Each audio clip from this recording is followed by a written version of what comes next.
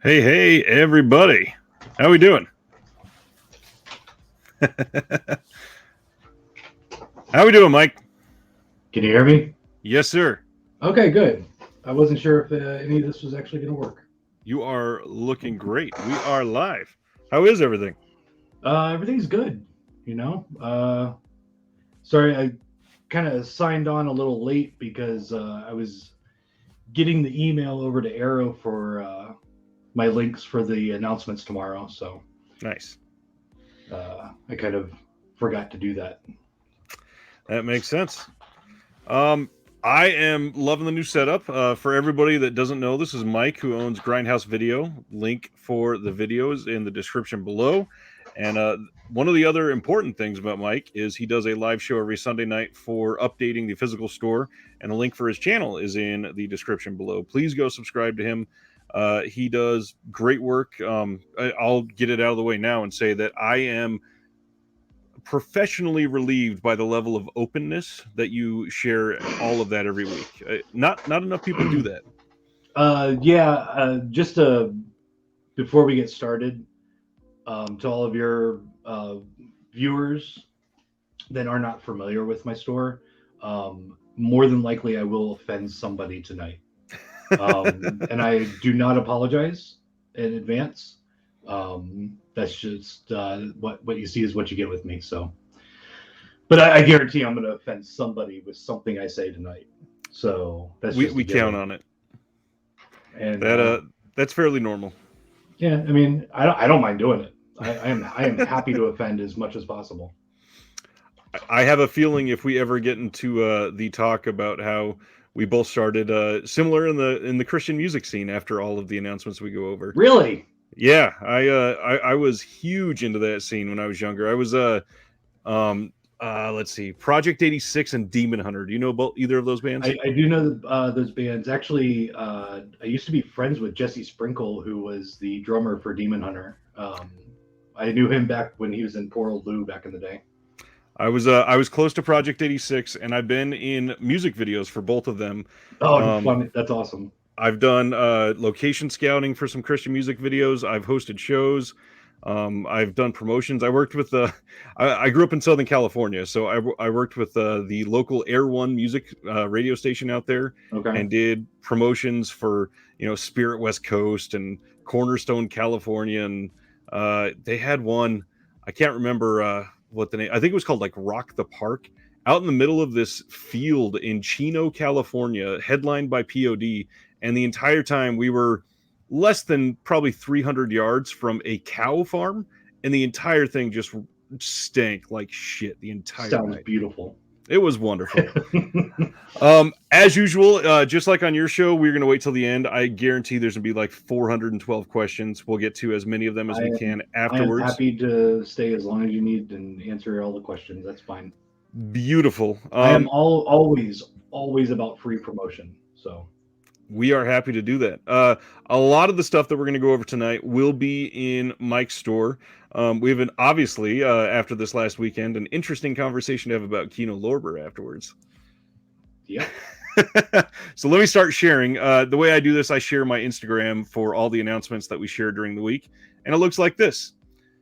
So what we're going to do is we're going to share what was announced in the last week. Mike and I will talk about it and share if we've seen it, if we recommend, anything about the release, how we feel about it, and we'll go on from there. And then afterwards, we will talk about Grindhouse itself. And I'm going to say in advance, I'm probably not prepared because I have not had time to look at anything that was coming up or announced this week. So you are on a very it's all a mystery schedule to me. Yep, it's all a mystery. You are obviously on a very different schedule, and you're working on stuff coming out right now and next week and the week after, rather than 3.5 months from now. Yes. Unless it has to do with Arrow announcements tomorrow. I have to pay attention to the 3.5 months away also. Yeah. So.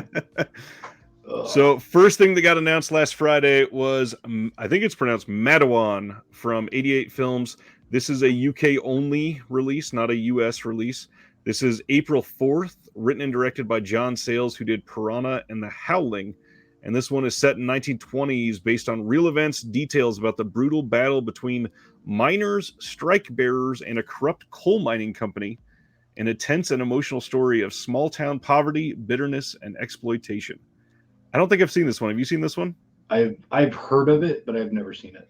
That's exactly what I was thinking. It reminds me of a lot of the feelings behind shows like Justified, and Yeah. looks good. It's an MGM title. And it's 88 Films UK, so I will have it available.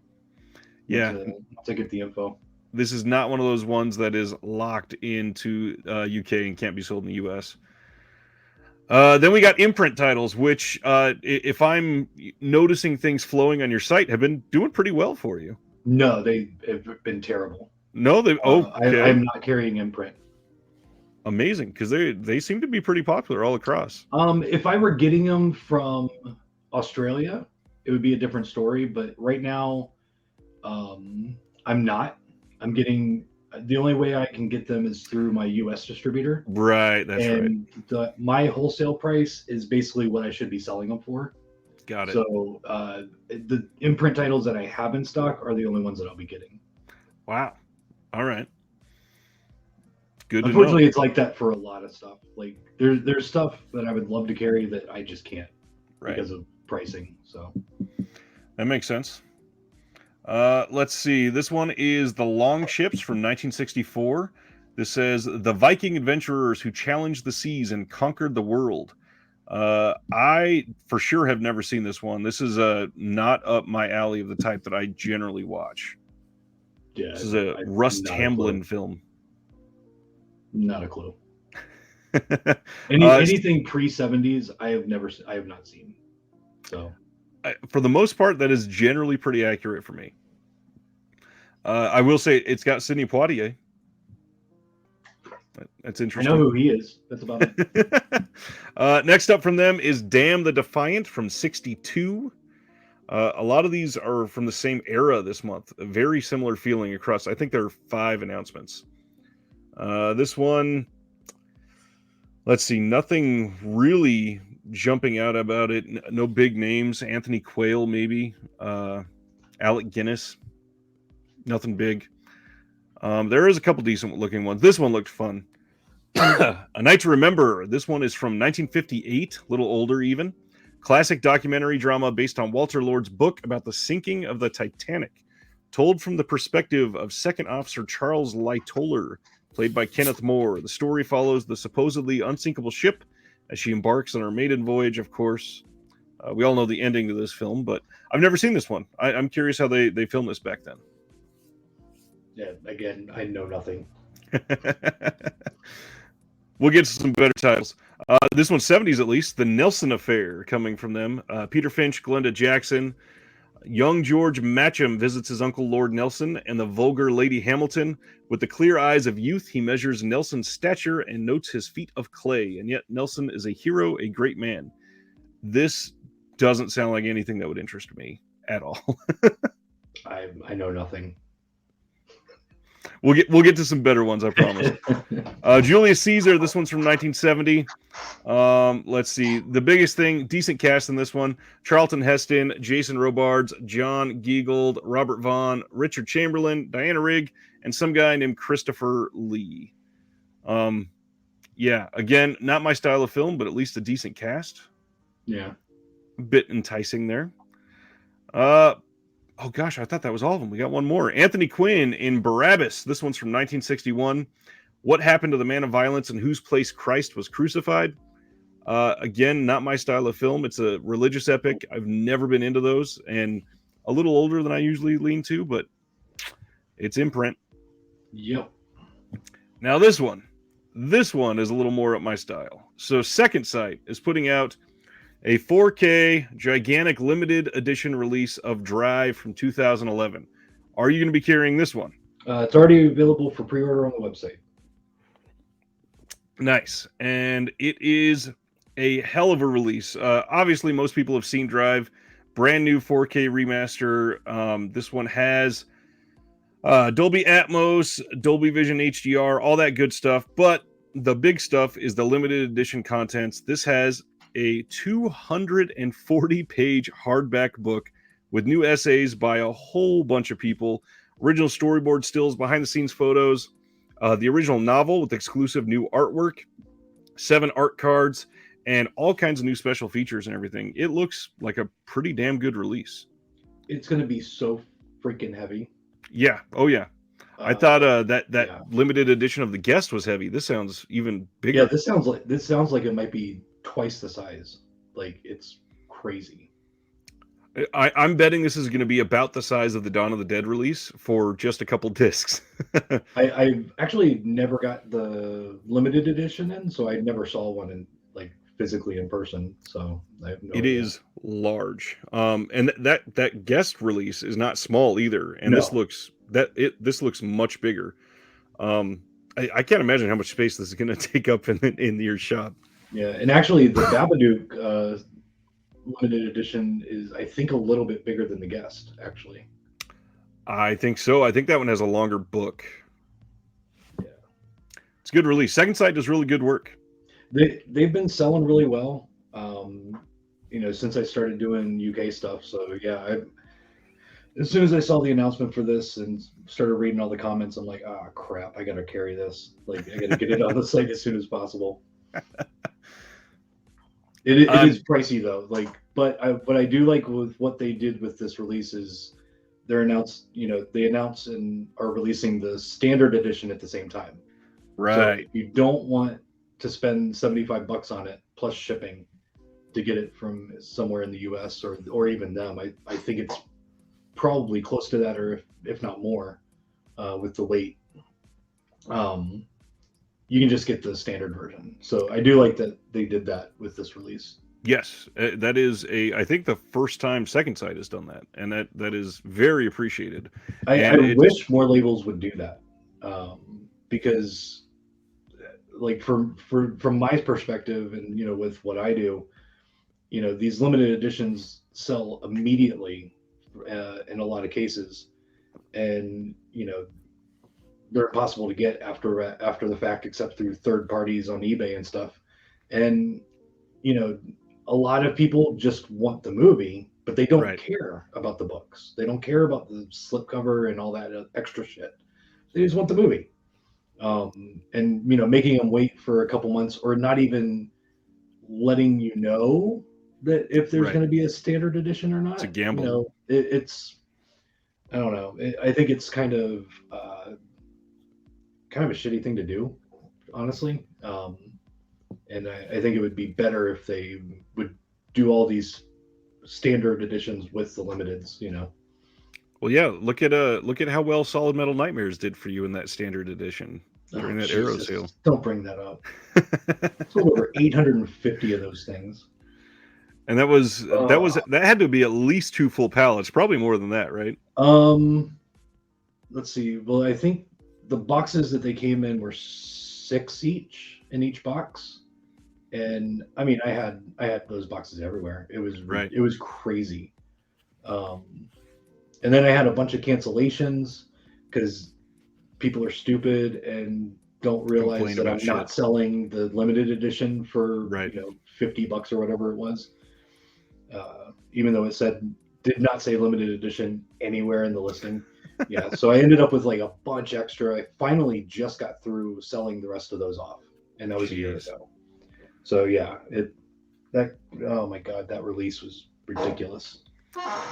But the most shady part here is obviously when they don't even tell you that it's coming. But I don't even get the method behind the madness, because they're not making any extra money on not selling limited editions. Why not just tell everybody this will have one to follow? Yeah, I mean, the limited editions are going to sell out no matter what. Right. Through all these different companies, especially Arrow and Second Sight. They're not going to last long. Right. And there's, like with Vinegar Syndrome, I carry the limited edition slips and the standard versions. And honestly, I almost sell more of the standard versions than I do the limited edition ones, because some people just don't care about the special stuff. So, they just want the movie and they don't want the extra bulk of this size set in their collection. They don't have the room, Well, and saving $6 on a release for if you don't really care about it, that's obviously appealing. Yeah, and I mean, on this one, probably, I think closer to 30 that you're saving. Yeah, I think the standard 4K for this is only like $30. Yeah, so I think I think it was very smart of them to do that with this release. Oh yeah, I on your wish more site, it's more 35. companies would do that. So Yeah, yeah, that so yeah, I saving completely agree. $40. Jesus. That's a lot.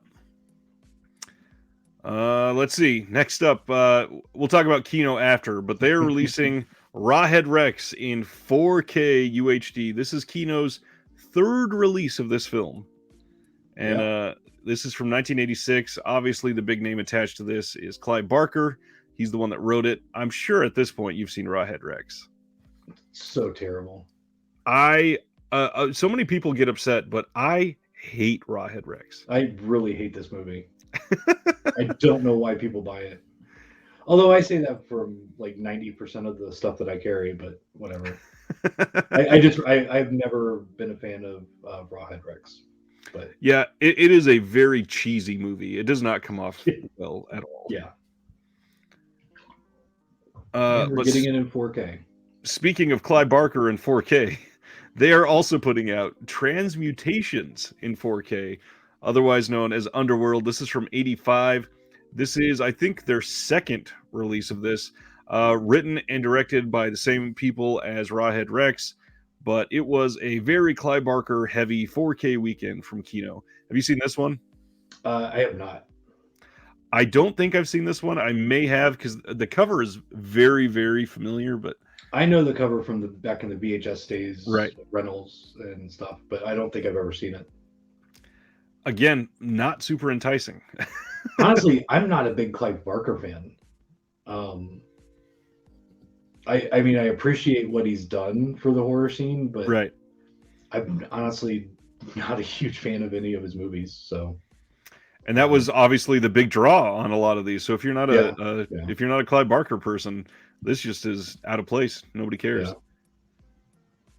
Next up, MVD Rewind. They are putting out Desperate Hours. This one has Mickey Rourke, Anthony Hopkins, Mimi Rogers, and Kelly Lynch. This is from 1990, and I don't think this is a re-release. I don't think this is one that's been on Blue in the U.S. at least. Honestly, I don't think so.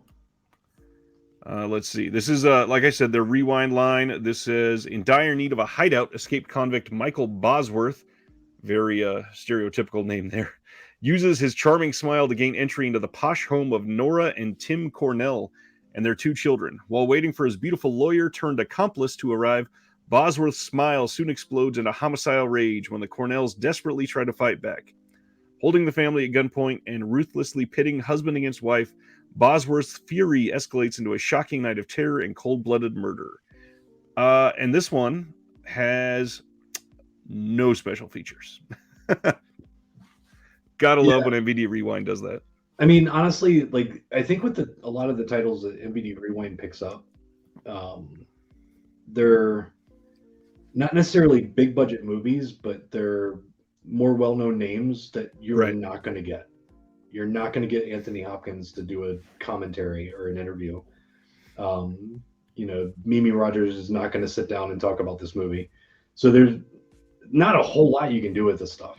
Right. Some of these lower tier, especially non horror titles, I think if it's more of a horror title, you have a better chance because a lot of these actors are doing conventions and stuff. But yeah, I mean, there's not a whole lot these companies can do with some of these titles. Right. And then, not to mention, it's not, Desperate Hours is not a foundational title that everybody's No, pointing to as an inspiration for their films. no, It's not something like a Giallo from 1973 that people genuinely cared about. no. Honestly, I don't. I've never seen it, so I don't. I can't say that it's not influenced somebody, but Right. probably not. Yep, probably not. Let's see. Warner Archive is having a sale right now. It is their 13th birthday. This is their first sale since they left the WB store. And prices have gone up, obviously, a little bit. They are now 4 for $49. And if you add more, each one is $12.25 each. They have a weird promo code to use here. You include an exclamation point at the end. So if you're going to do that, that goes until April 2nd. And it is on MovieZing, who is some official Do you know Movie Zing? I think they're a distributor for somebody. Never heard of them. Yeah, it's a very weird choice for a company like Warner Brothers to suddenly use as an official outlet for a sale. Next up, the next Vestron title, Extreme Prejudice. This is, in the picture here, it says number 29. It's actually number 26. This was a messed up, messed up mock-up that they sent out first. This is played by Nick Nolte. Jack Benteen is a Texas Ranger who has taken a very different path than his childhood buddy Cash Bailey, a ruthless drug lord. While Benteen and Bailey are on opposite sides of the law, they share a common interest in the lovely Sarita Cisneros, who has been involved with both men. The tension between Benteen and Bailey gets further heightened when the lawman plays a key role in a major narcotics bust, resulting in a fierce showdown.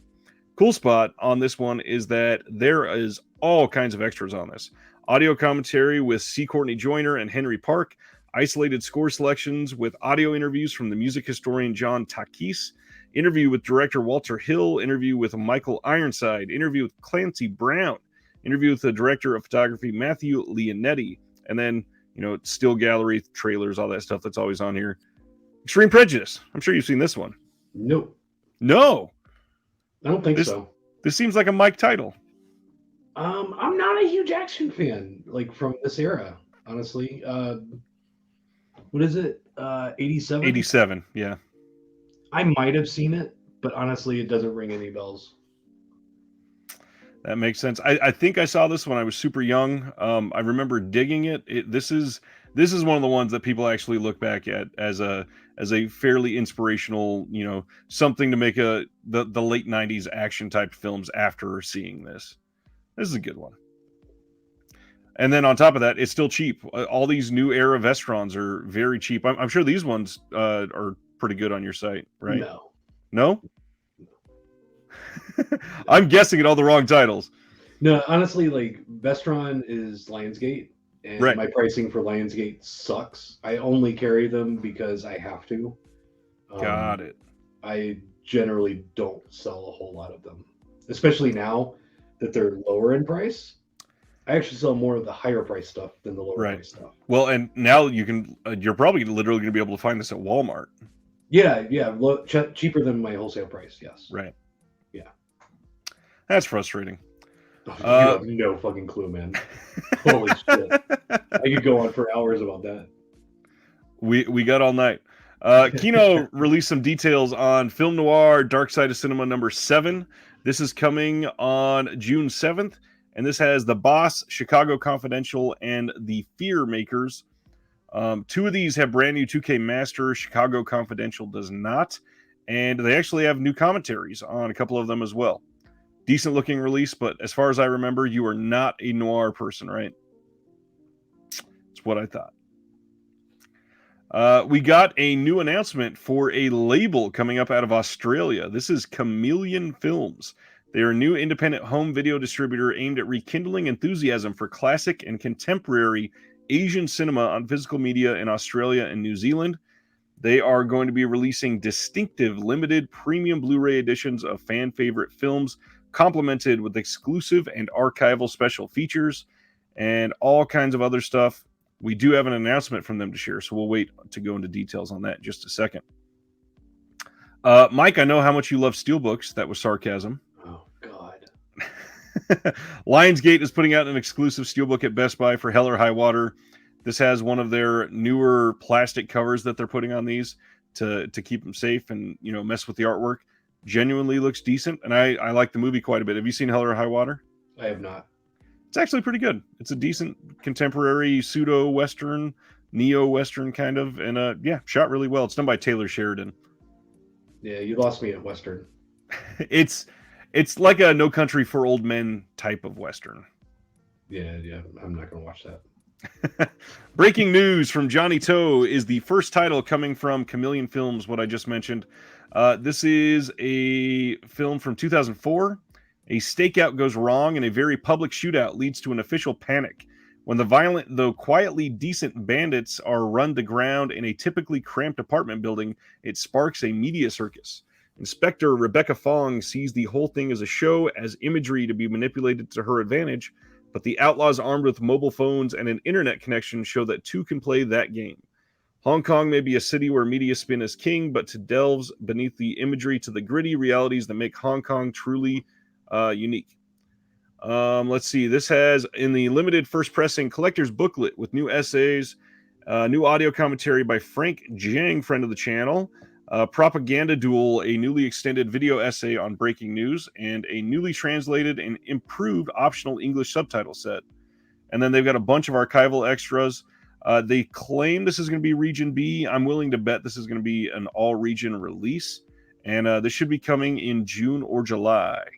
Have you heard about Chameleon Films yet? Or is there any way that's coming through? No, not until today. I mean, with Umbrella, I'm selling a lot of Umbrella. And they got real popular really fast. Yeah, they're releasing so much stuff like left and right. So I used to have an Australian distributor. I need to get back in with them to start carrying some of this stuff and getting it direct, so my prices will go down. Right. But yeah, like now that there's another label, I might look into that. So that makes sense. And it's just so expensive to do this import stuff. I honestly don't know how other places are doing it. Like Orbit sells all kinds of stuff from Australia. Yeah, it's really expensive when I was getting stuff in from them a few years ago from that distributor. And I mean, the stuff sold, but God, spending $500-$600 on just shipping alone is rough, So I bet. Let's see. Only a couple left, I think. Kino is having a sale.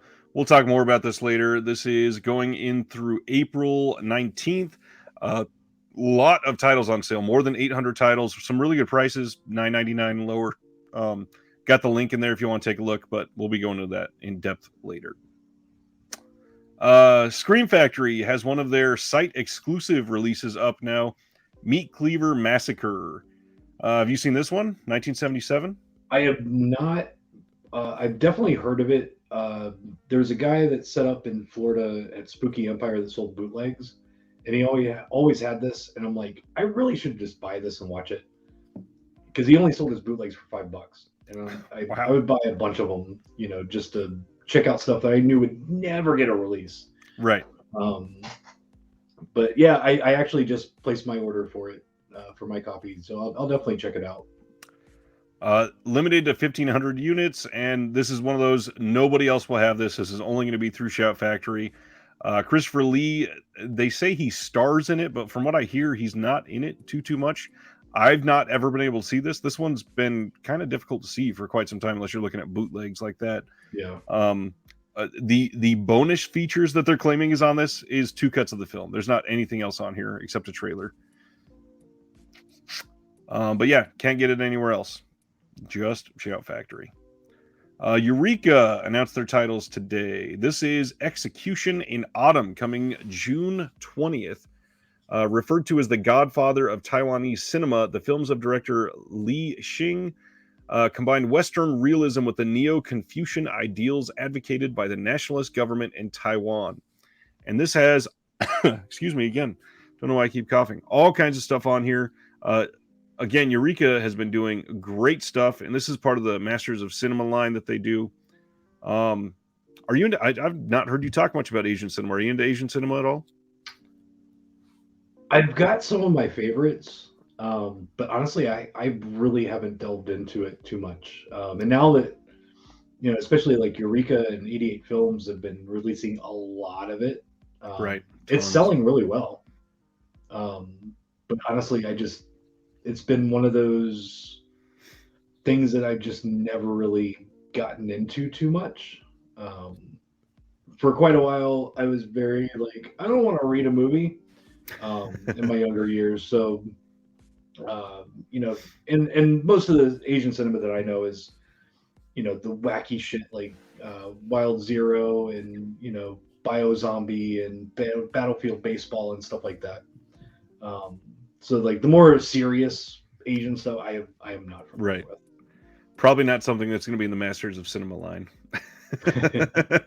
No. Next up from Eureka in the Masters of Cinema line is from 1920, Mike's favorite era. Yep. This is from Todd Browning, who I did only Freeze. watch movies from the 20s. I don't know if many people knew that. Maxing at 24. Yeah, that makes sense.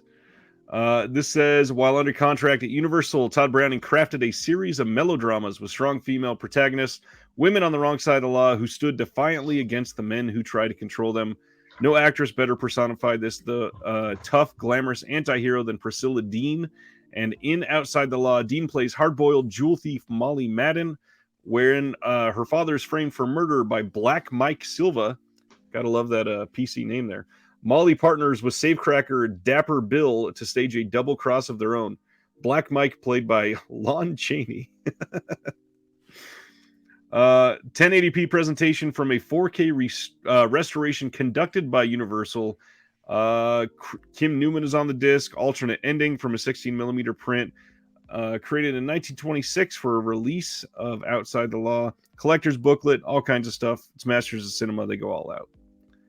But the most exciting one from this month, for me at least, is the Shaolin Plot. This is from 1977.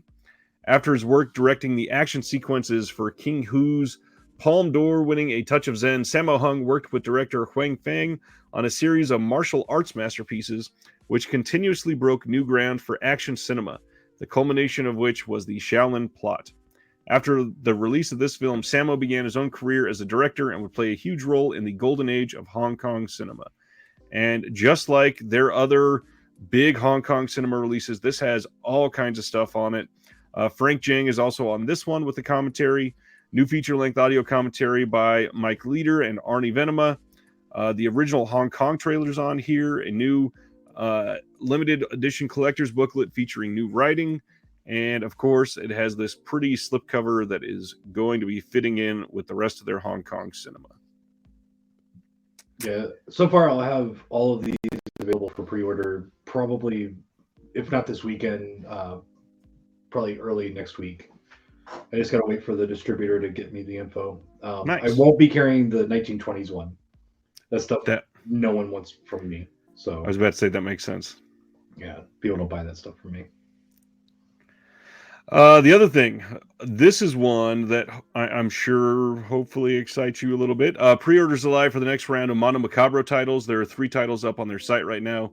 That's another thing that we're going to go into detail about tomorrow, but always support Mondo. I had Jared on the channel just a couple weeks ago, or God, by this point, it's been 5 or 6 weeks. And he went into all kinds of detail of what they got coming out the rest of the year. Always support Mondo. Love their stuff. Yeah, they sell really well. They have a very exciting year ahead of them too.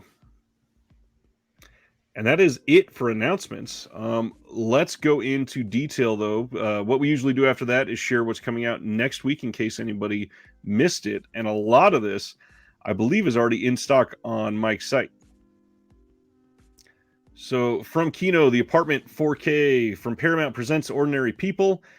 All of the Vinegar Syndrome titles for this month. The Schizoid X-Ray 4K double feature, Reformed Schoolgirls, Talons of the Eagle, the VSA, The Last Waltz in 4K from Criterion is next week, The Wonderful World of the Brothers Grimm from Warner Archive, A Star is Born from Warner Archive, let's see, Hard Rock Zombies and Slaughterhouse Rock from Vinegar Syndrome, Love Jones from Criterion, the Edgar G. Ulmer Sci-Fi Collection from Kino, all the partner label releases, of course, for this month, which there are so many of them. The Street Sharks, the complete TV series, is about to come out. Blood on Her Name. This one's from Yellow Veil. Highly recommend that film. That was a good one. And I think those are the big titles for next week. Scream Factory on the third day. There's a standard edition of Phantom of the Mall coming out. And then a whole bunch of pretty much nothing else. Yeah, everything that I carry is already in stock is already in stock at the store. So for those that don't know, minus the Kino, obviously. That's what I was about to say. For those that don't know, can you explain what's going on with Kino Lorber right now? No, I can't explain it because I don't understand it. I honestly don't know. I really don't. So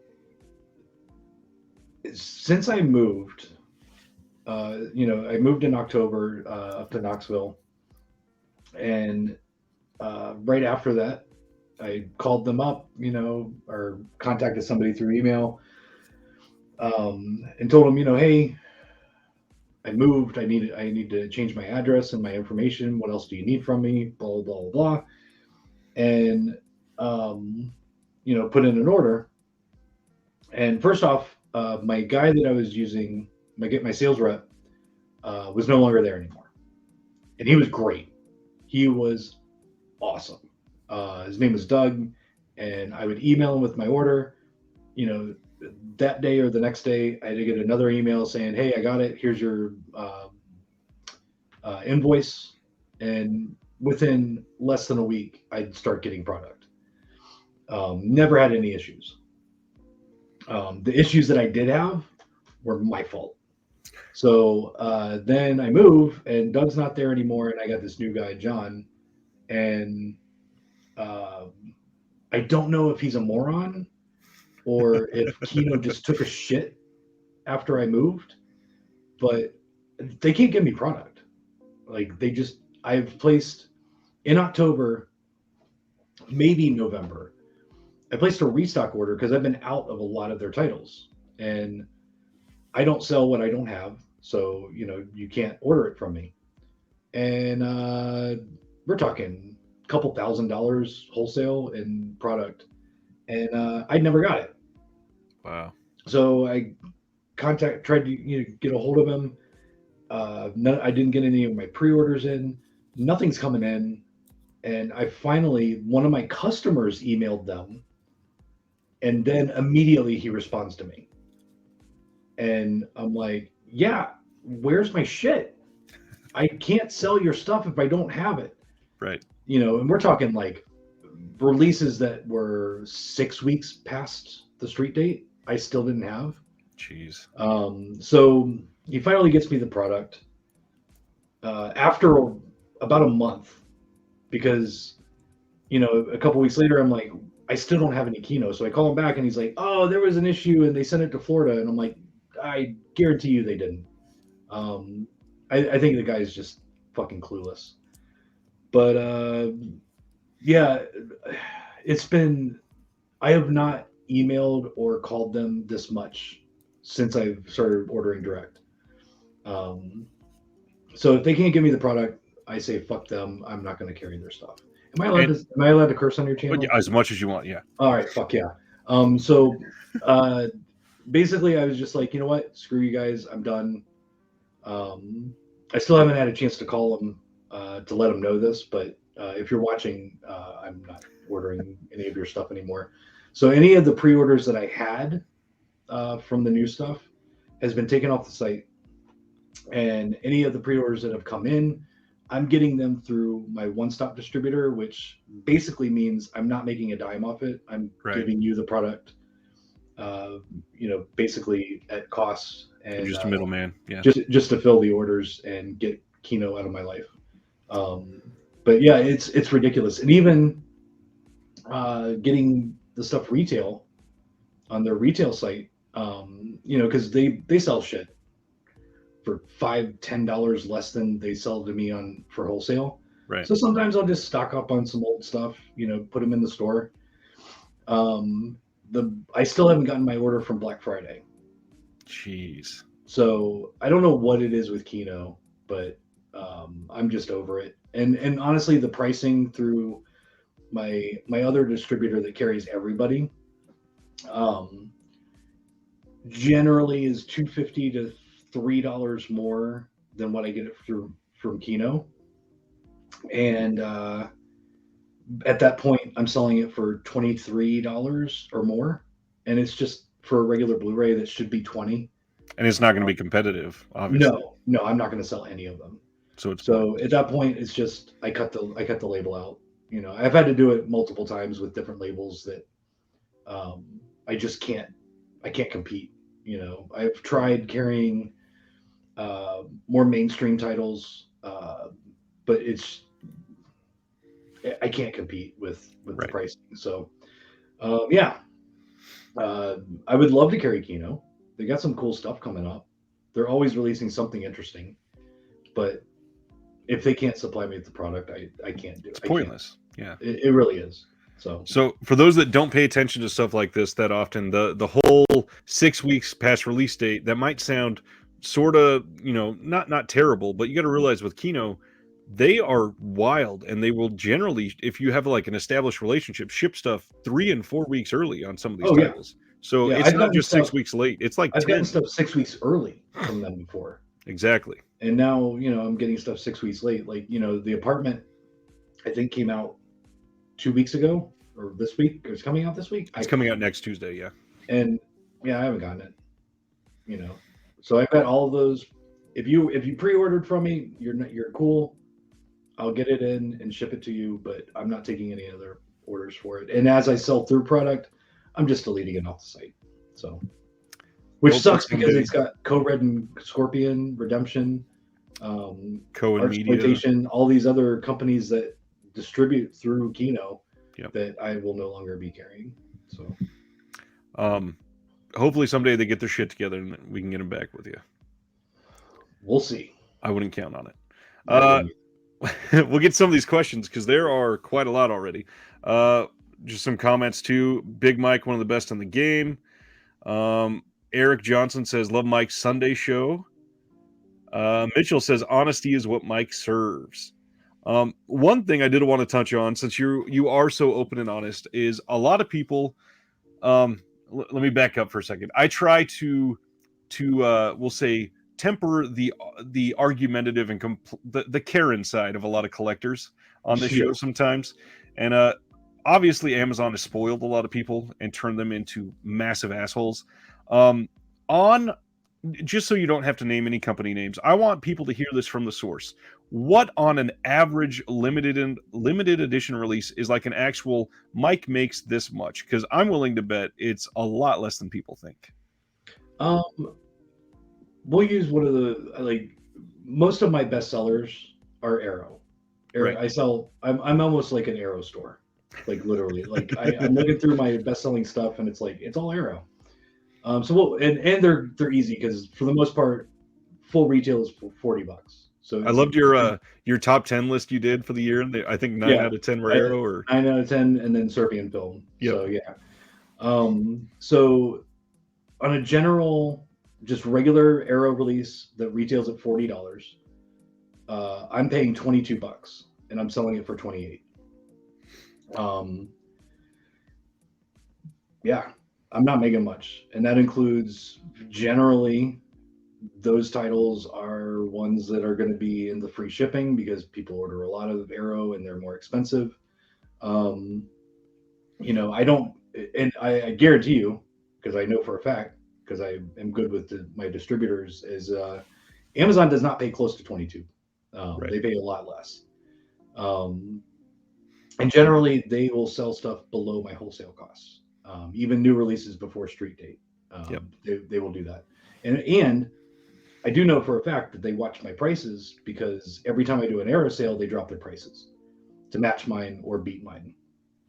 The last Arrow sale I did, I actually took note of certain titles, just random titles in the sale, and was like, all right, this is the price before the sale. And then the day or two after the sale, I looked at those same prices and they had dropped to half off. So Amazon's not just a piece of shit company that treats their employees like fucking shit. They're also trying to put me out of business. They don't care if they make money or not. They're trying to steal sales from me and Jesse and Orbit and all these other people that are trying to cater to collectors. And that's the thing is that's the thing that sets me apart is that, and Jesse and Orbit and all the boutique stores is that we're catering to collectors. Amazon doesn't give a shit about you. They just want your dollars and they want you to not place an order through somebody else. And that's another reason why that $22 isn't just $22, because Mike is paying shipping to him and then to you, Not to mention, he's buying boxes because he doesn't ever use these shitty poly mailers or Yeah. bubble wrap, whatever. He bubble wraps everything. Everything comes in really good condition because he spends his time inspecting every single item because he knows if he doesn't, you're going to bitch about it.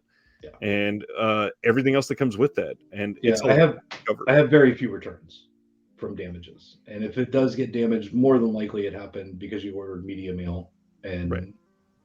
I don't understand why you would not spend the extra $2 or $3 to have it shipped priority when you're spending $250 on one release. But yeah, I go out of my way to not have returns. Amazon doesn't give a shit if they get returns because they send it to a different warehouse and sell it off in pallets to people. They don't care. Right.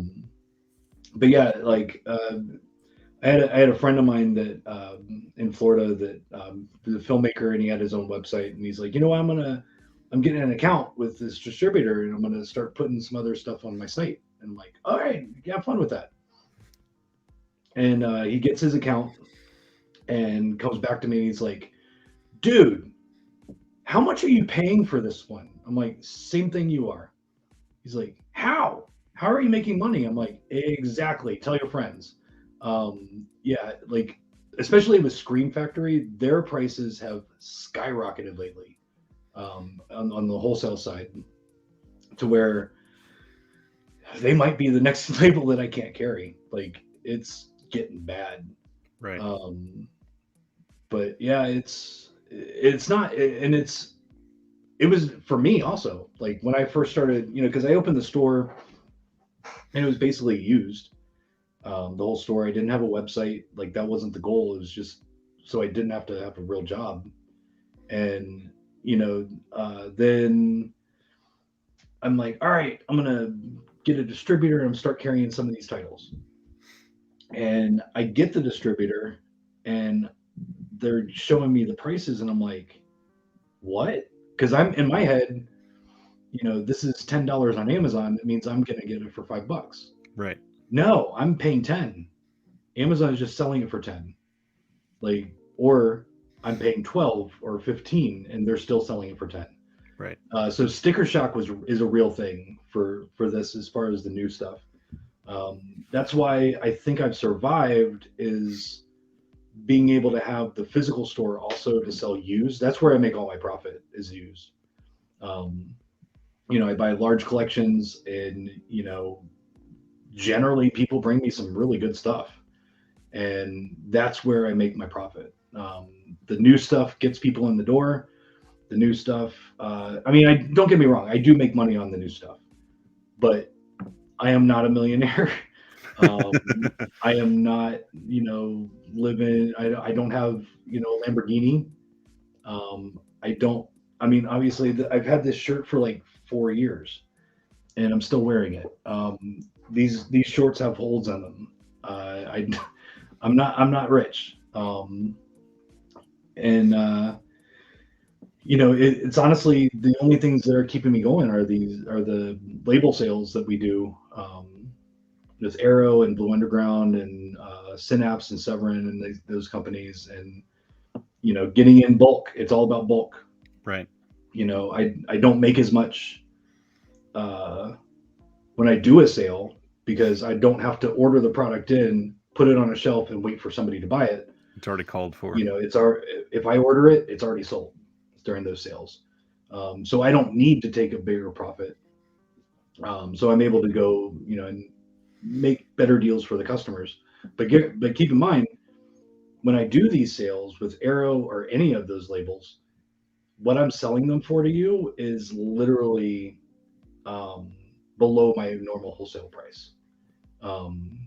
And that's what really pisses me off is when people kind of complain about pricing, and it's like, guys, this is like $3-4 cheaper than what I normally pay wholesale. Right. People have and no we're idea. giving that to you, like at that price. People have just been, I don't know, kind of spoiled by Amazon and them trying to put everybody else out of business. And I think it's funny that some people are like, oh, the sale sucks, it's only half off. And then they also get pissed off when a company re-releases a title because, oh man, now my collection's not worth as much. Right. Like, dude, your collection's not worth as much because Amazon's fucking killing the business. Exactly. Like you want it for $1, but you want it to be worth 50. It doesn't work that way. We're also living in the cheapest time to collect physical media. Absolutely. Honestly, like as far as decades and formats go, we're still not paying as much as VHS were back in the day. Never. Laserdiscs, were consistently $50-$60. VHS were fucking consistently $80-$90 Right. Before the company started figuring out, oh shit, we can sell this direct to the customer, and instead of selling 1,000 to this the Exactly. stores, we can sell 1,000,000. Oh shit, okay. Yeah, like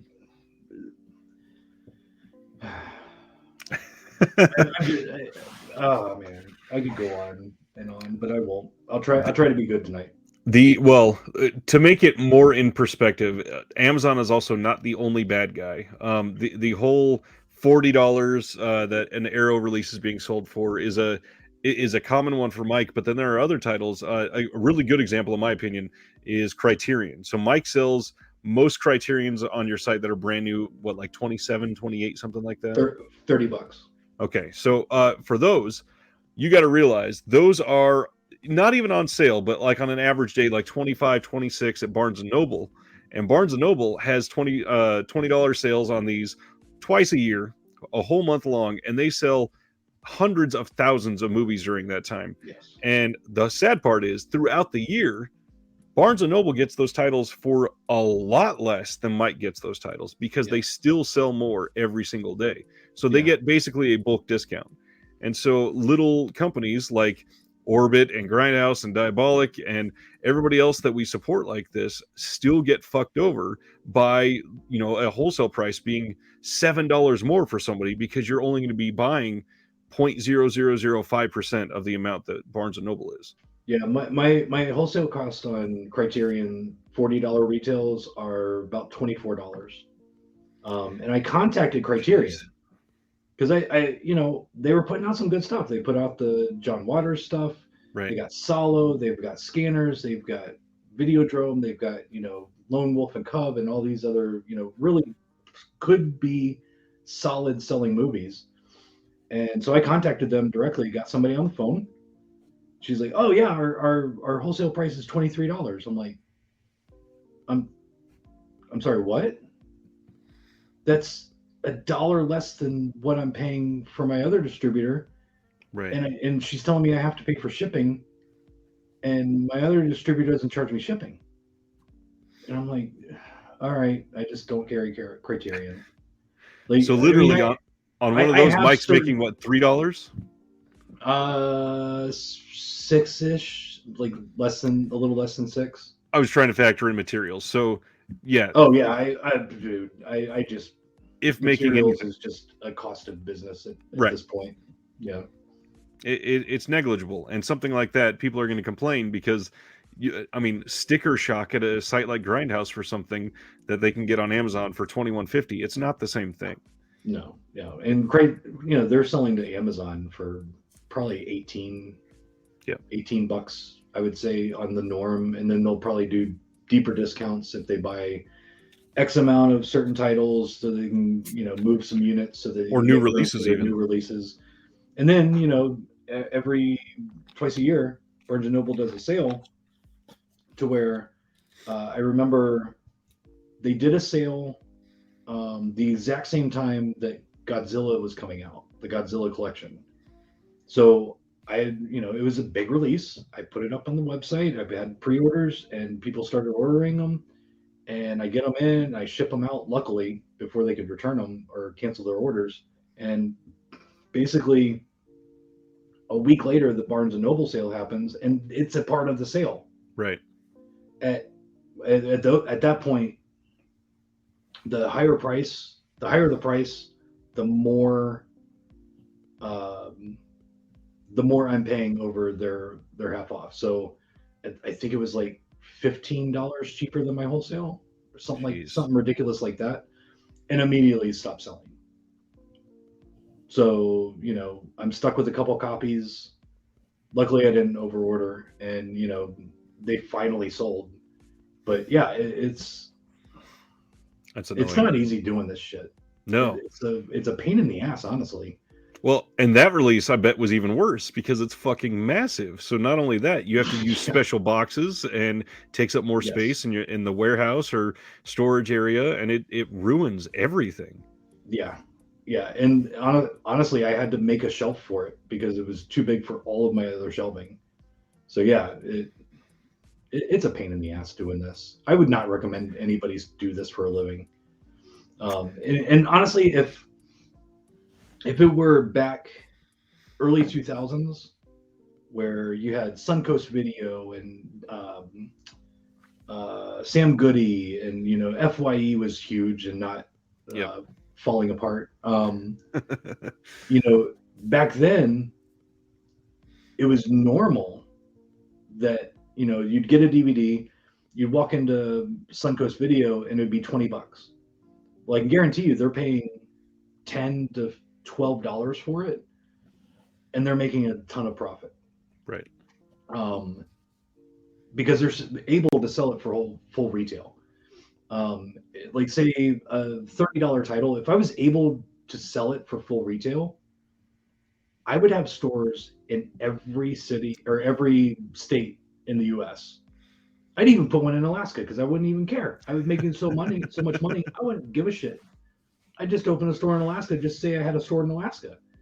And it would be ridiculous. Then I would have a Lamborghini outside, and we would be doing this, and we would be talking from my mansion out in the middle of nowhere because I didn't want to talk to anybody that was lower than me, like literally. It would be the exact opposite. And I love how and when I say I love, I'm speaking sarcastically about how people, oh man, there's no good video stores here. Well, yeah, you order everything from fucking Amazon. That's why. Exactly. Nobody can. No, I am so shocked I'm still open. I honestly don't know what I'm doing, and I am completely shocked that I am still open. Um, you know, it was just really good luck, and I honestly, I can't tell you why I'm still open, Well, other than people just kind of supporting it. and looking at your history, it's kind of a miracle through a lot of situations. Because I mean, if I'm remembering the situation right, I believe you started literally in a swap meet, right? Yes, I started at a flea market in Tampa. Yep. And doing that, he just realized I'm making enough I could pay rent on a physical space and sell more and have it open 7 days a week, right? Honestly, it was more. Well, it's only $50 a month more than what I'm paying to be at the flea market. Which Okay, is I'll try it. crazy, by the way. Yeah, the flea markets are not cheap, and I'm like, well, I can be open every day instead of 3 days or 2 days a week. So I was like, sure, I'll do it.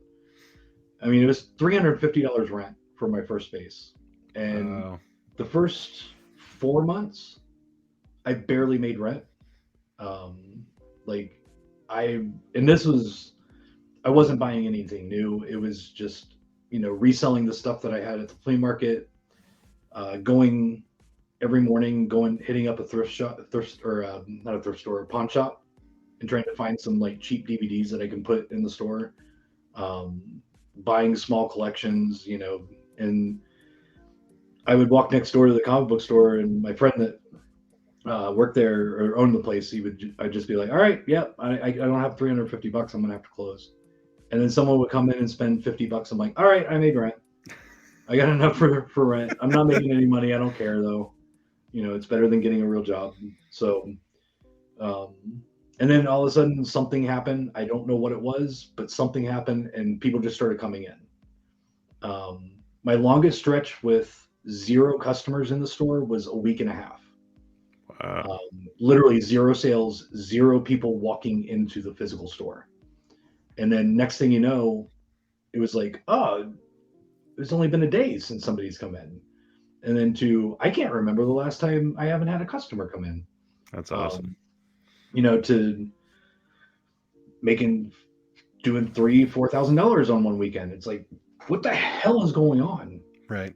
But yeah, it's just you got to put in the work. I mean, I don't have a life. This is the only time I talk to people is when I'm doing interviews, doing my live show. That's the only outside communication I have with people. Well, I'm sure when the physical store reopens, that there will be a lot more. Do you have a date for that yet? I know it's coming up soon. We're shooting for May 1st. Nice. And I think, because I just got my dates for the next Aero sale, and I think we'll be able to do it. So, I'm glad you're going to have more help this time. yes.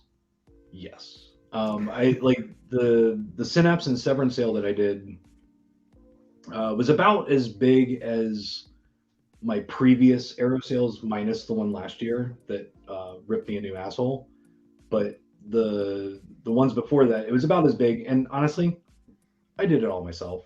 Like if I'm only doing 8,000 units in the 2 weeks, it's not that bad. I can do that. Well, especially because I'm sure that most of that was probably in the first 48 hours. I did 10,000 units in the first 2 days, and that was my goal for the 2 weeks. So yeah, wow. 6,000. Well, I guess that means that the sale was pretty good for you then overall in your mind. It paid for me to still be open and move to Knoxville and live and buy a car, and yeah, it was great. That's good to hear. Made me want to put a bullet in my head, but I didn't because I don't like guns. But yeah, it was rough. It sucked balls. A lot of people got pissed off at me, but I made it, and they were happy. I know that just on this channel we made a lot of sales for you because a lot of people were still getting into the old catalogs for both of them, especially Synapse. Obviously, they don't have this. They're not Vinegar Syndrome. They're not out there pounding the pavement. No, and they don't. I mean, they're putting out like 4 titles a year, not like Vinegar Syndrome is like 4 or 5 titles a month. Right. But they have some solid titles in their catalog. They've got some classics, yeah. Frankenhooker was the bestseller out of the whole sale.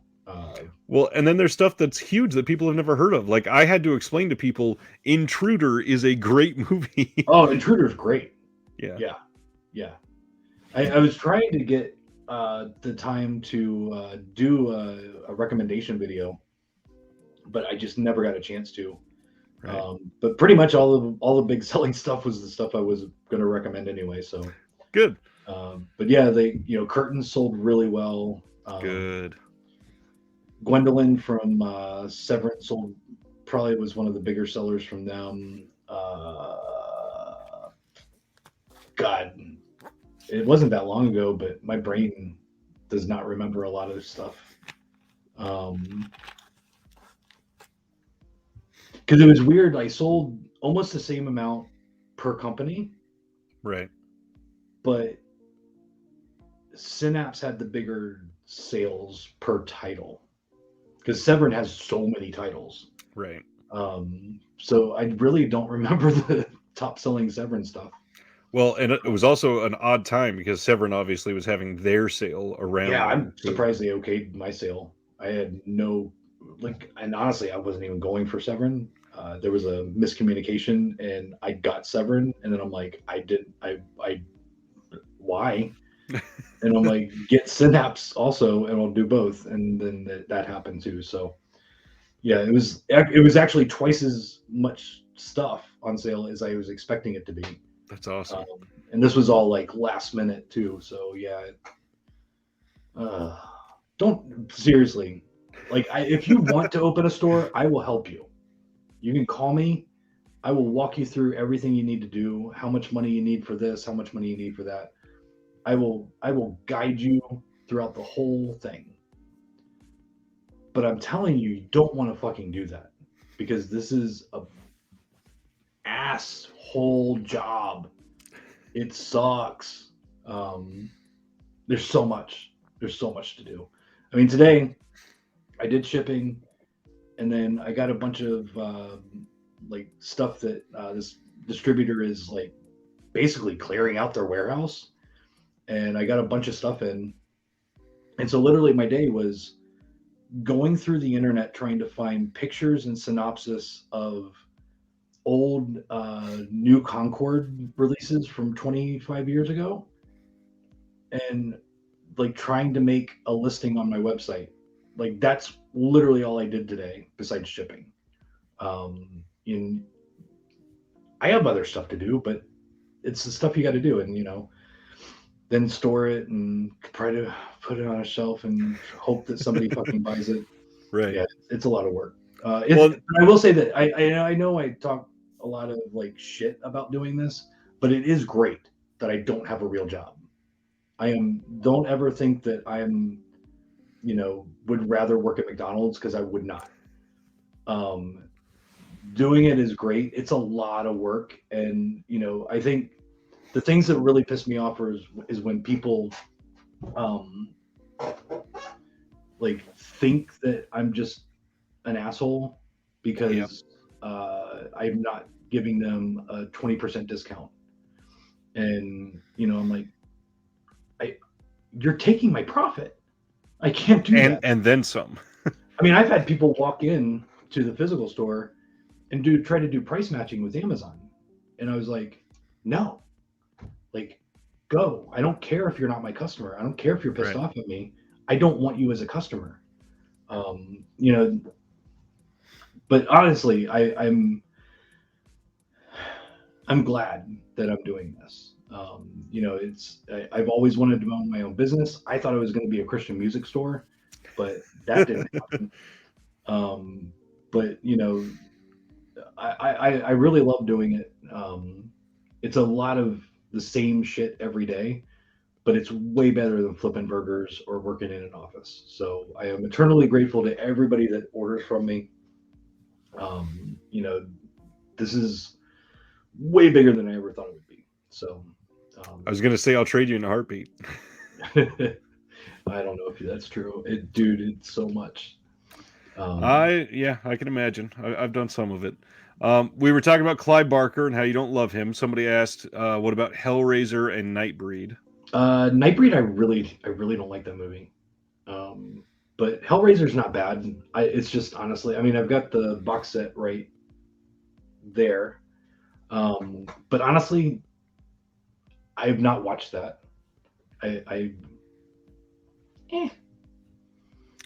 think Hellraiser as a franchise is a little underrated, but I think that it's also not really been as accessible as some of the others. I don't even know if I've seen past 3.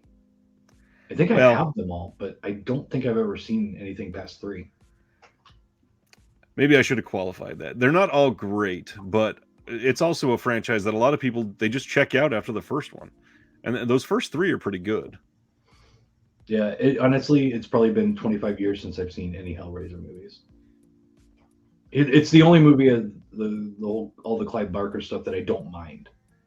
I don't understand the love for Nightbreed. Don't get it. Because, like, I hadn't seen it forever when Scream Factory put out that giant one, the limited edition book, hard case thing.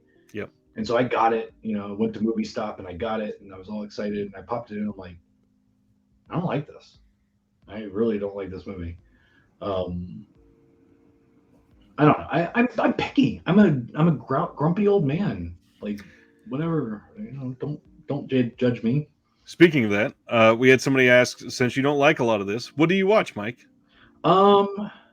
Okay, so I love movies that aren't boring. And basically, giallo films are boring as shit to me. Don't care. I love goofy, like I'm wearing the Blob shirt. Dead Alive is one of my favorite movies of all time. Reanimator, Bride of Reanimator, even Beyond Reanimator, that was great. I just like movies that do something. Like, I don't like the pretentious artsy fartsy shit.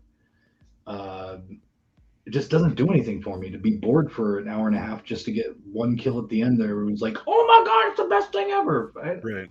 I don't know. I got better things to do with my time.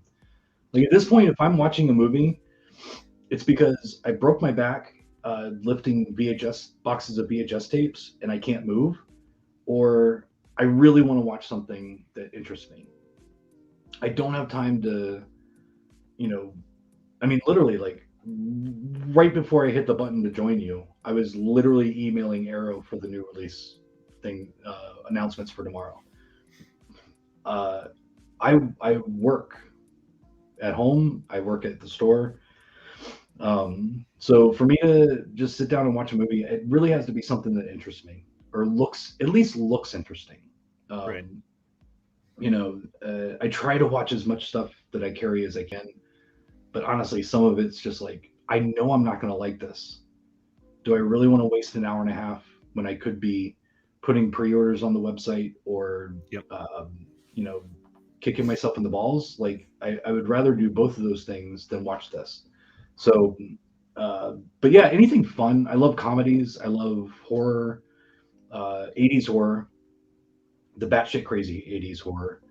Um, but yeah, it just seems like everybody's like all excited about the boring stuff. So, and honestly, if I carried only the shit that I liked, I would not be in business. I know Right. that.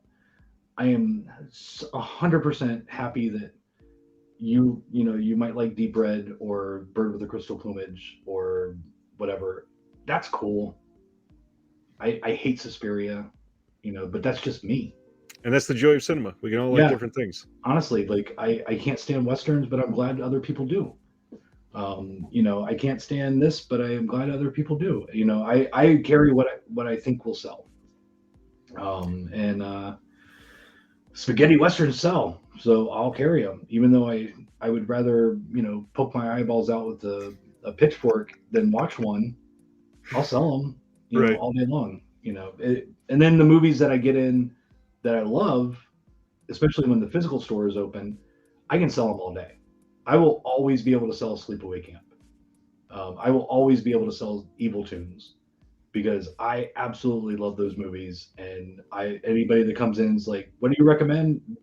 I'm going to give you shit that I like that you will probably hate, but you asked, So Speaking of things that you like, one of the things that I've been most excited about, hopefully materializing, which sounds like it might be falling by the wayside after your comments recently, your Up All Night podcast.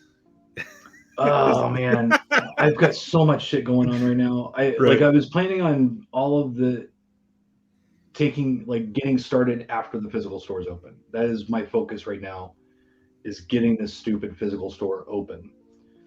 So after May, or after that, after the Arrow sale, um, we'll look into that a little bit more. Like, it's definitely something I want to do. Um, my daughter was wanting to be a part of it, but she's got a lot going on. We're going to be working opposite schedules, so I don't even know if that would be possible for us to meet up at any Right. point to record, let alone watch the same movie at the same time. Uh, so, but I actually did talk to somebody today. It looks like I might be doing a music podcast pretty soon.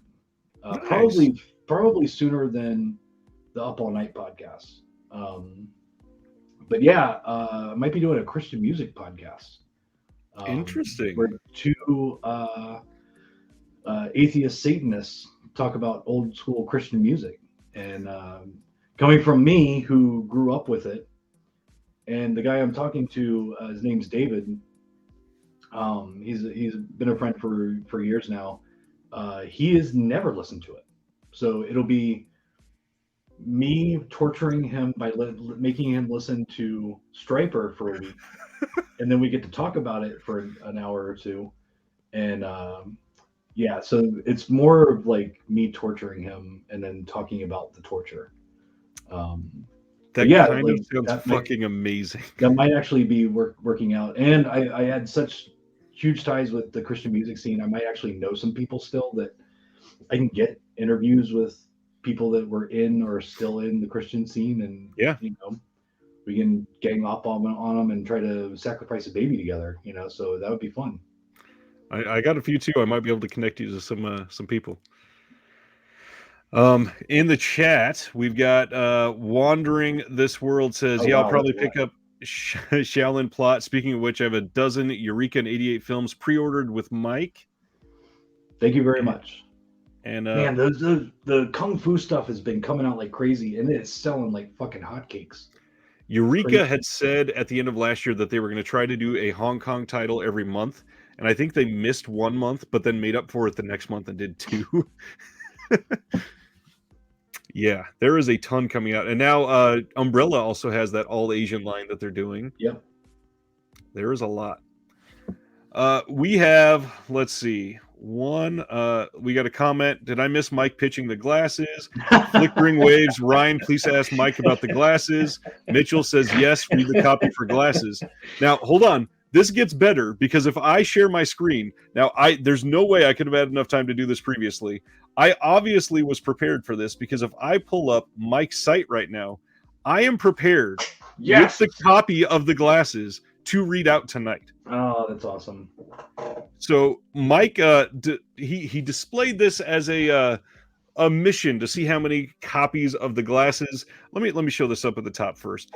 The glasses double feature. The release date for this is June 21st. He was saying, let's pitch to see how many copies of this we can get pre-ordered, because otherwise he probably wasn't going to sell any of them.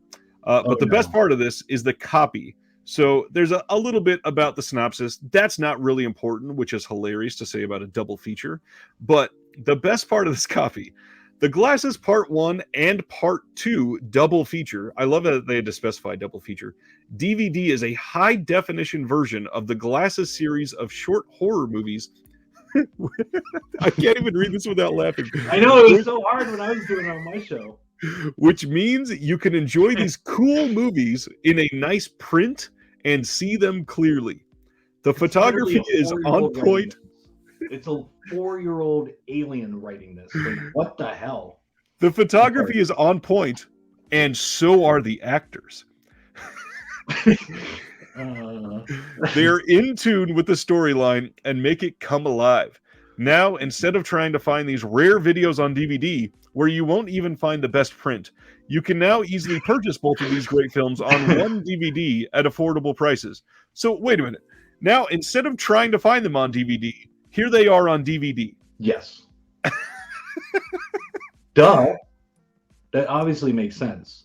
It is something you should purchase and hold on to because it will become invaluable thanks to the plot and the execution of these movies. This DVD comes with special features as well. They make the whole viewing experience so much better. Okay, let's go through down to the bottom, the special features, which is high-definition movie trailers and behind-the-scenes featurette. And by the way, featurette, yes, singular. One. For 2 movies. One featurette for 2 movies. Oh, man. And there was one more sentence on here as well. You can that's what it was. You can also go back and watch the movie, which typically doesn't happen when you're in a cinema. It's literally like someone just realized what a DVD is. At the bottom here, the special audio features of the movie will continue to pull you in. What does that mean? I don't know. And I mean, there are I tried getting, like, you're not seeing the trailers that I added to the site on that. So I'm pretty sure, hold on, let me look real quick. I'm pretty sure that I added. It is not on that page, no. Yeah. Shopify is weird with some of this stuff. Glasses, DVD. I love that so many people were requesting that. Yeah, see, I've got 3 videos in here that should be showing up. But yeah, I did find the trailers on YouTube. And holy shit, this movie is a pile of garbage and it's going to be amazing. But the actors are so in tune. Especially in high definition. On a DVD. I also found the DVD menu on YouTube. Nice. Because that's a very important part of absolutely. The movie is the DVD menu. What the hell? Like, it literally none of it makes sense. Nope. So it's not advertised on my site because I kind of keep forgetting about this until people bring it up. Every copy that is pre-sold will come with a pair of glasses.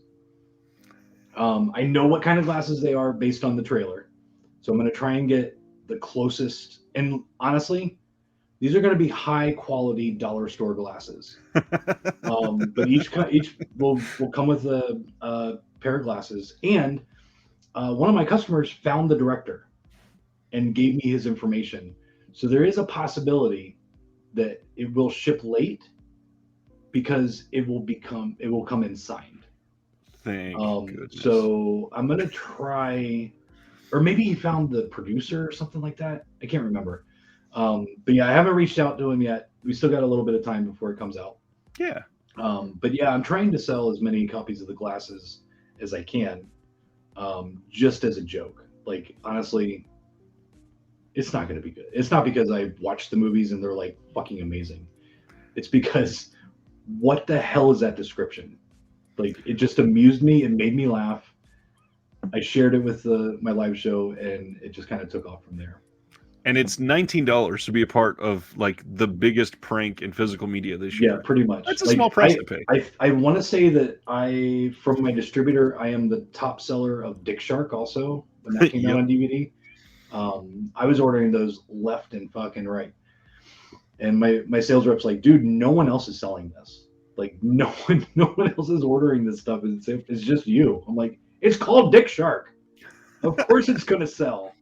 Like people walk in the store and they're like, what's the craziest movie? And I'm like, Dick Shark, look at this. It's called Dick Shark. And bam, they would buy it. Even though I told them it was horrible. Well, and it has a great cover. It does have a great cover.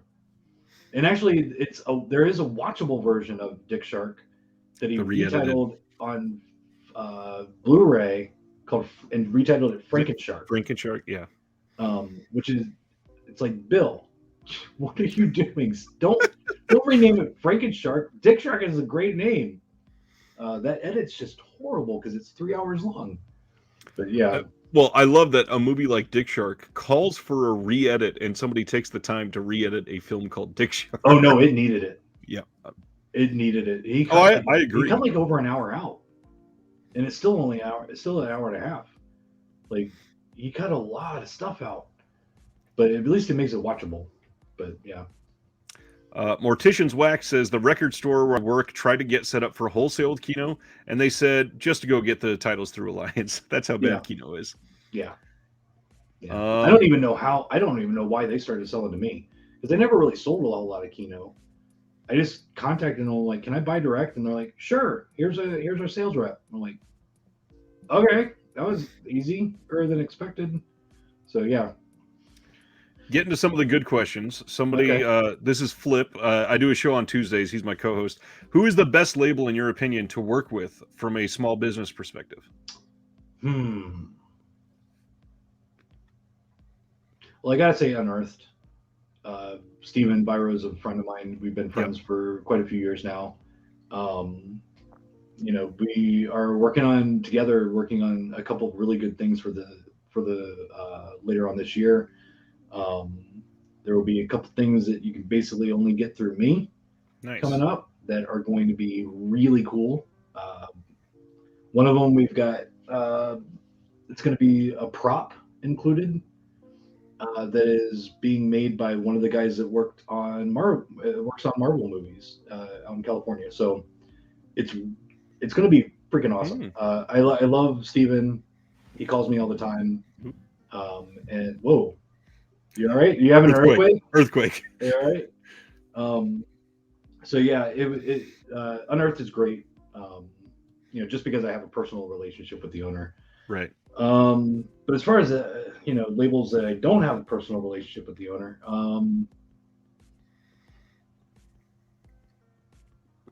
God, honestly, most of them I just worked with a distributor. But I'd say Arrow's been really good to me. After that sale that,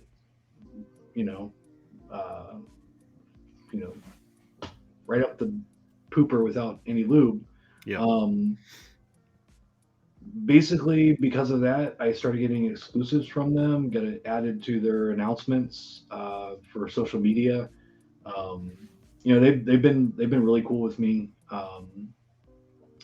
Fairly easy to work with. There's a lot of people to go through at Arrow, so you don't always get a direct answer in a halfway decent amount of time. Vinegar Syndrome's always been cool with me. We basically kind of started at the same time. Right. Uh, I think they're a little bit older than Grindhouse Video, but they've always been cool. I Don and Jerry from Synapse have always been cool with me. We talk every time I see them at a convention. There's only a couple people that I haven't really talked to. But yeah, people know that I'm honest. Exactly. And people know that I will tell them like it is. So I've had companies contact me and be like, "Hey, how is our distributor?" And I'm like, "Oh, they're shit. Like you need to move to this distributor because they are horrible at their job." So yeah, I mean, I'm really good at giving advice and not, trying to kiss ass to anybody really. Exactly. So I'll ask a follow up on that. With Arrow, do you feel like anything changed after they're being bought by the Hut Group? Yeah, on your end? definitely. And I think everybody can see the Right. changes. The quality for their reissued box sets have gone considerably down. Yep. And then it's random because they'll release Daimogen in a reissue in a little flimsy cardboard tiny thing. sleeve, and then they'll release the next box set reissue in a hard box. Yep. Make up your fucking mind. It's very hard to sell this shit as it is as a reissue. You're not making it any easier. But as far as being a company that is trying to help me, they're very good with that. They're not. There are other companies that are a little bit harder to work with on that end, but yeah. I mean, for the most part, I have a good relationship with everybody. I still don't think Scream Factory likes me after the thing a few years ago, but I really don't care. Well, that's a good segue into the next question. Cohen asked, "Has Kino passed Giallo and slipcovers on your shit list?" But I'm gonna rephrase that. Why don't you rank Giallo, slipcovers, steelbooks, and Kino Lorber from best to worst? Mm-hmm. Okay, I gotta write this down. We got Giallo, slipcovers, Kino Lorber, and steelbooks. Kino and steels. Okay, I'm gonna go. This might be actually a little bit easy. Okay, so I'm gonna go retail wise. Okay. Best to worst. So best Giallo. Okay. They sell well, yeah. Retail wise, they sell. Next would be slipcovers. Well, hold on. Slips and steels are so close. I have almost the same amount of hatred for both. I'm gonna have to go with steelbooks next because there are so few of them compared to slipcovers. Right. But steelbooks can suck my dick. And then slipcovers would be next because honestly, I am so tired of can I return this because my slipcover has a dent in the corner? A slight fold.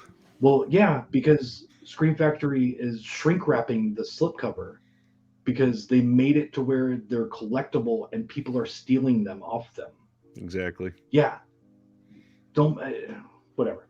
And then Kino because retail wise I'm not making any money off them anymore. So there you go. That makes sense. There you go. I appreciate that. Eric Johnson says, "I'll order from Grindhouse, Orbit, and Diabolic for more money than everything else just because I know it'll be shipped properly." Yeah, honestly, I go out of my way. I spend a lot of money with Uline. Just recently, I just got in boxes, and it was $1,500. It was a full, huge ass pallet of boxes. Right. And then, you know, 4 gigantic roll, like my rolls of bubble wrap don't fit through my back door. I have to, because they come in a bag. They come in a bag of 4, and I have to take him out of the bag and move him sideways like that so I can go through the door.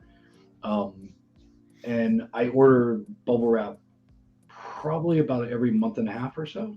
Jeez. And, you know, it's a lot. So I really do try to make it as close to you shopping inside the store as possible as far as condition. Um, I know not everybody can go to the physical store. So, you know, me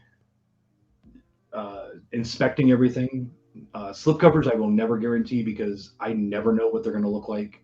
If I were to just take off all the slipcovers and toss them that came in damaged, I would have no slipcovers. Right. I mean, they're paper basically. Yeah, they're outer paper that are most of the time shrink wrapped over Right. it on a product that has rounded corners. It's not It perfectly has rounded square. corners. If these were square, that would be different. So you know, I will do everything I can to make sure that like it gets to you in the same condition as it left the store. Right. And I, you know, it says on my website I don't use bubble mailers. I don't have bubble mailers in the store. I literally don't use bubble mailers. So if you order one DVD, Get in a box. it's getting in a box and bubble wrapped. We got some empathy from Flip. The profit margin in the food business sounds just as small as Mike's. Tough being a small business owner nowadays. Yeah, it really is. You know, and the thing is, I try to shop as local as possible with everything, but sometimes you just can't.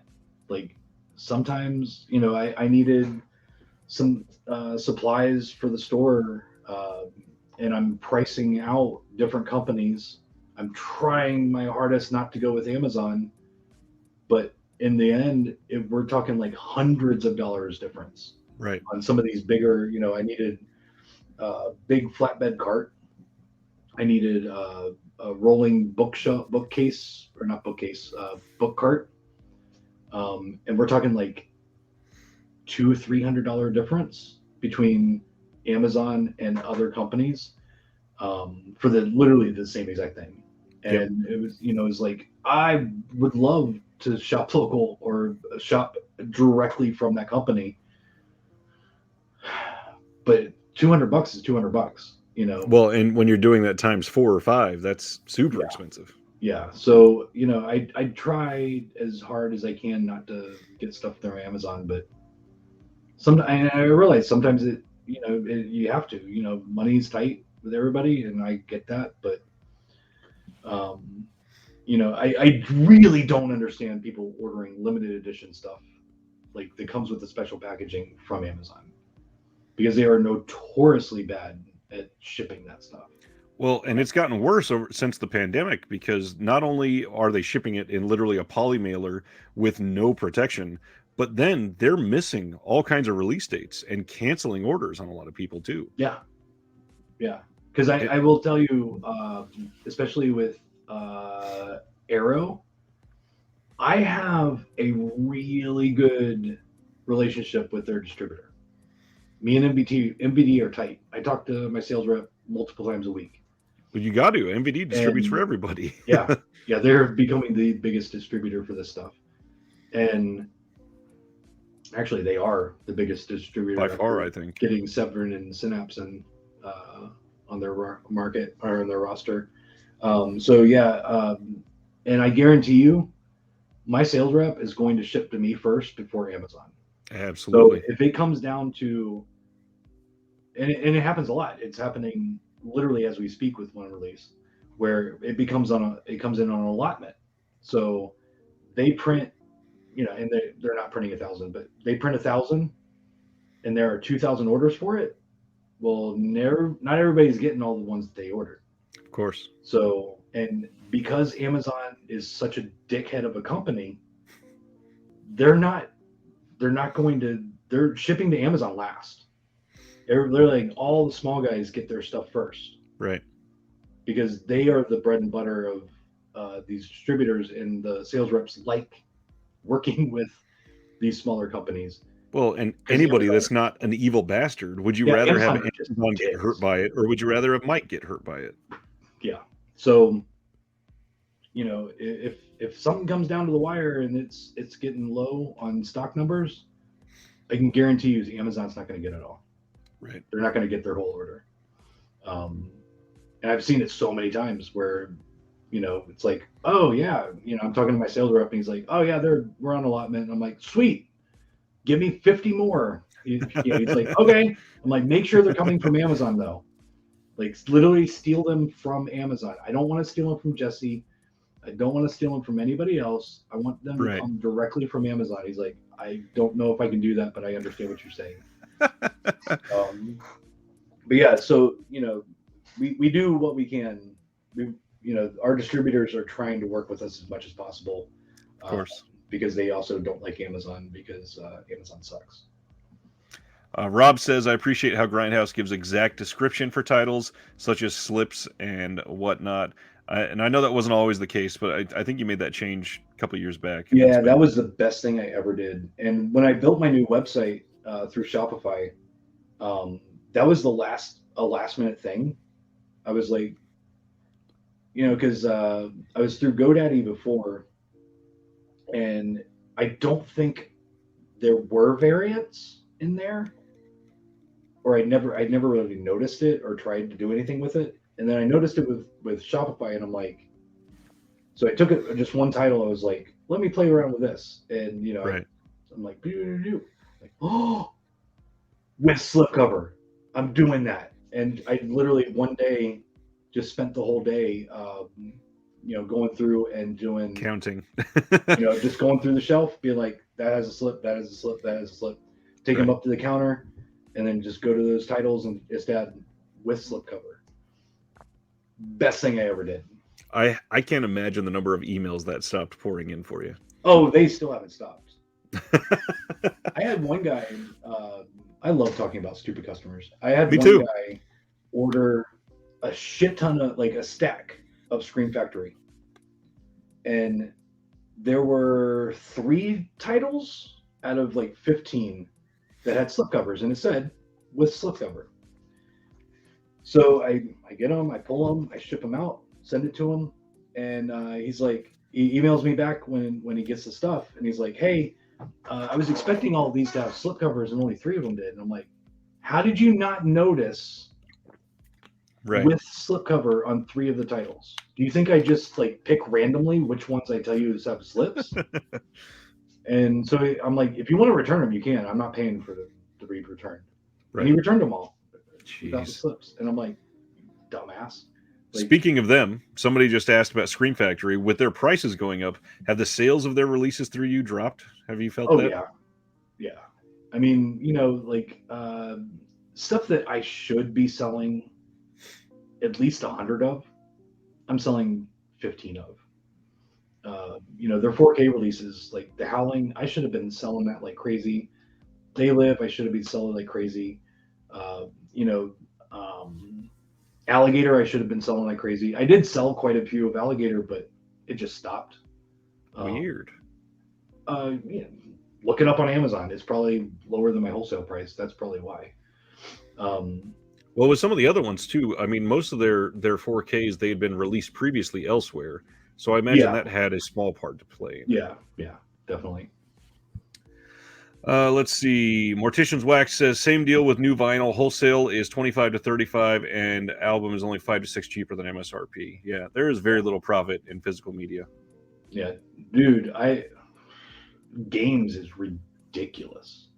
Like that's why you walk in everywhere and games are full retail. Yep. Because games like are literally like $60 game, $55 wholesale. It's like, really? Yep. Yeah. Which is why I'm never getting into games. Flickering Wave says, miss going to the Tampa store, but hope to take a visit to the new store soon enough. Sounds like hopefully after May 1st. May 1st, that's our goal. It might be a little bit before, it might be a little bit after, but May 1st is the goal. To keep your tradition from your show going, Wander This World says, "Can we get 3 random picks from Mike's collection?" I'm gonna have to take off the. I can't hear you. All right, hold on. For those that don't know, Mike does this every Sunday night. He goes and randomly picks 3 titles and then talks about them.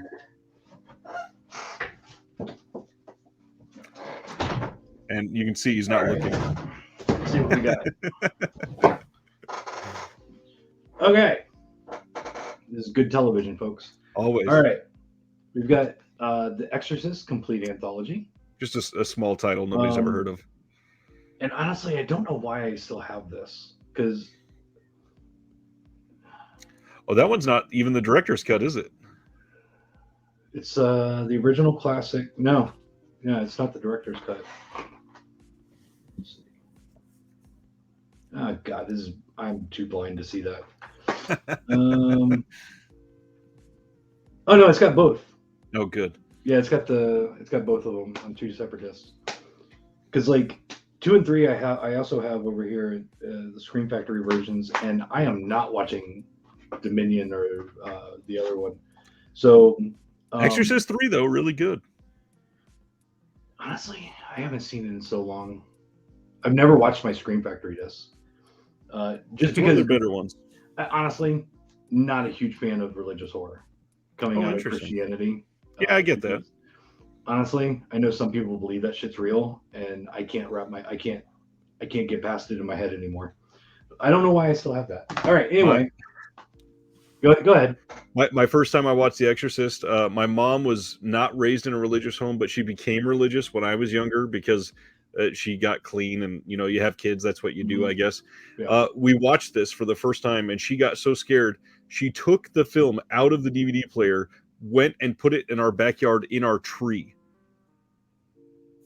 Don't know what that was supposed to do, but me being the asshole that I was, I went and got it out of the tree and hid it back in their collection to scare her later. That's perfect. Awesome. Thumbs up for that one. Yeah, I mean, I watched it with my dad when I was like probably 6 or 7, and scared the living shit out of me. But yeah, it also scared the shit out of me because I thought it was all real. Anyway, right. I thought it was a documentary. All right, so then next we got My Science Project. This is the Kino release. Of course, I had to pick a Kino release. And then I don't love this movie, but I love the 80s stupid comedies, so it's in the collection. Like Heart Beeps. And then the new Scream Queen. Notice without the slip. Yeah. Because it is a really kick-ass slipcover, but sorry. It's a good documentary, too. It is a very good documentary. And I'm really glad that they put it out. So there you go. There's random picks. Those were 3 decent picks, too. We were talking about how expensive physical media used to be, like on Laserdisc and stuff. And Stardust says, I paid $60 for bootleg beta films way back then. One thing that we talked about a couple months ago at this point is not only are people spoiled by the prices, but Amazon's fucking 2-day shipping has ruined everything. And I had to explain to people, they're not getting the stuff in 2 days anymore. Not anymore. They really aren't. And you're getting free shipping. Right. Dude, you guys are paying like whatever 150, 100, $200 for a year for free shipping. Yep. Because I have it, I have to. Unfortunately, because honestly, Amazon is sometimes my wholesaler because they sell stuff way $5-10 sometimes cheaper than my wholesale prices. Yep. But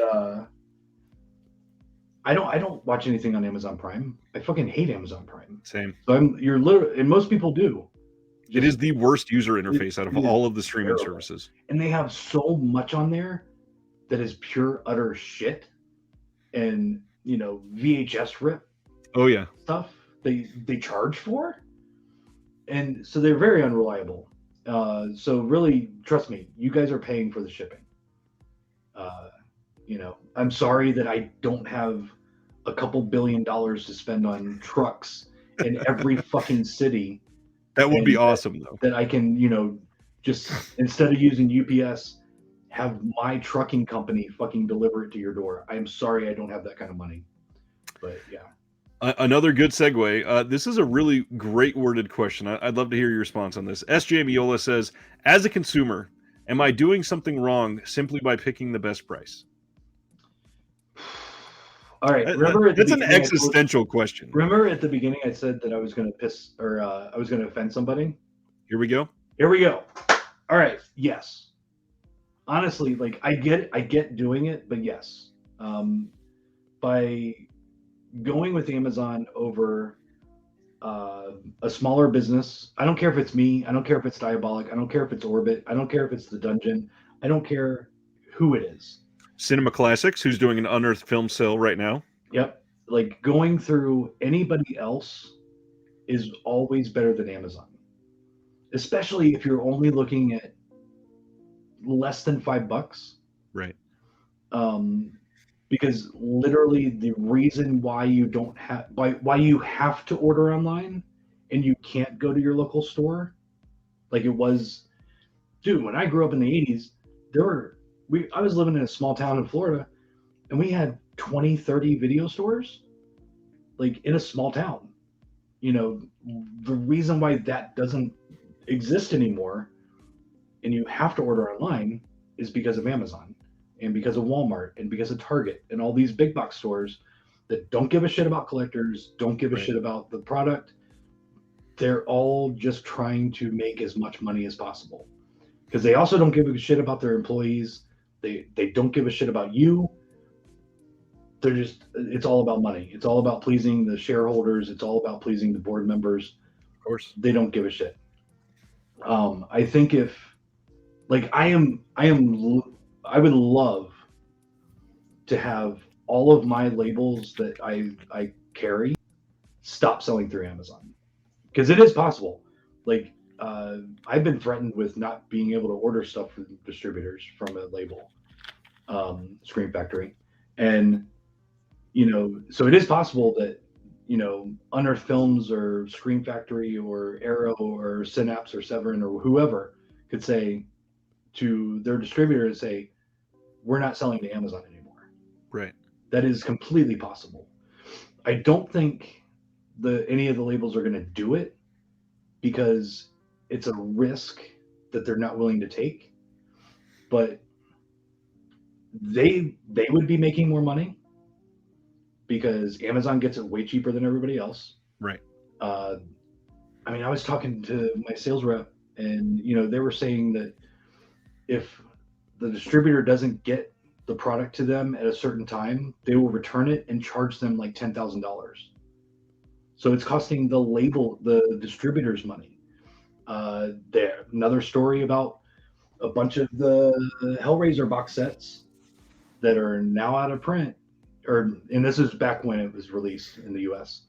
MVD got a big box of them, completely damaged, not boxed in a pallet. You know how they have like the big huge boxes that have the open? That's how they shipped them back to MVD. All of them were damaged and they didn't pay for them. Yikes. Amazon makes companies lose money. Like, I hate Amazon. Fuck Amazon. Like, seriously, they're horrible. But yeah, I mean, honestly, what was the question exactly again? I'm sorry. I got off on a tangent. You're totally fine. As a consumer, am I doing something wrong by picking the best price? If you're going with Amazon, yes. If you're going with a big box, yes. I don't think you're doing anything wrong that's going to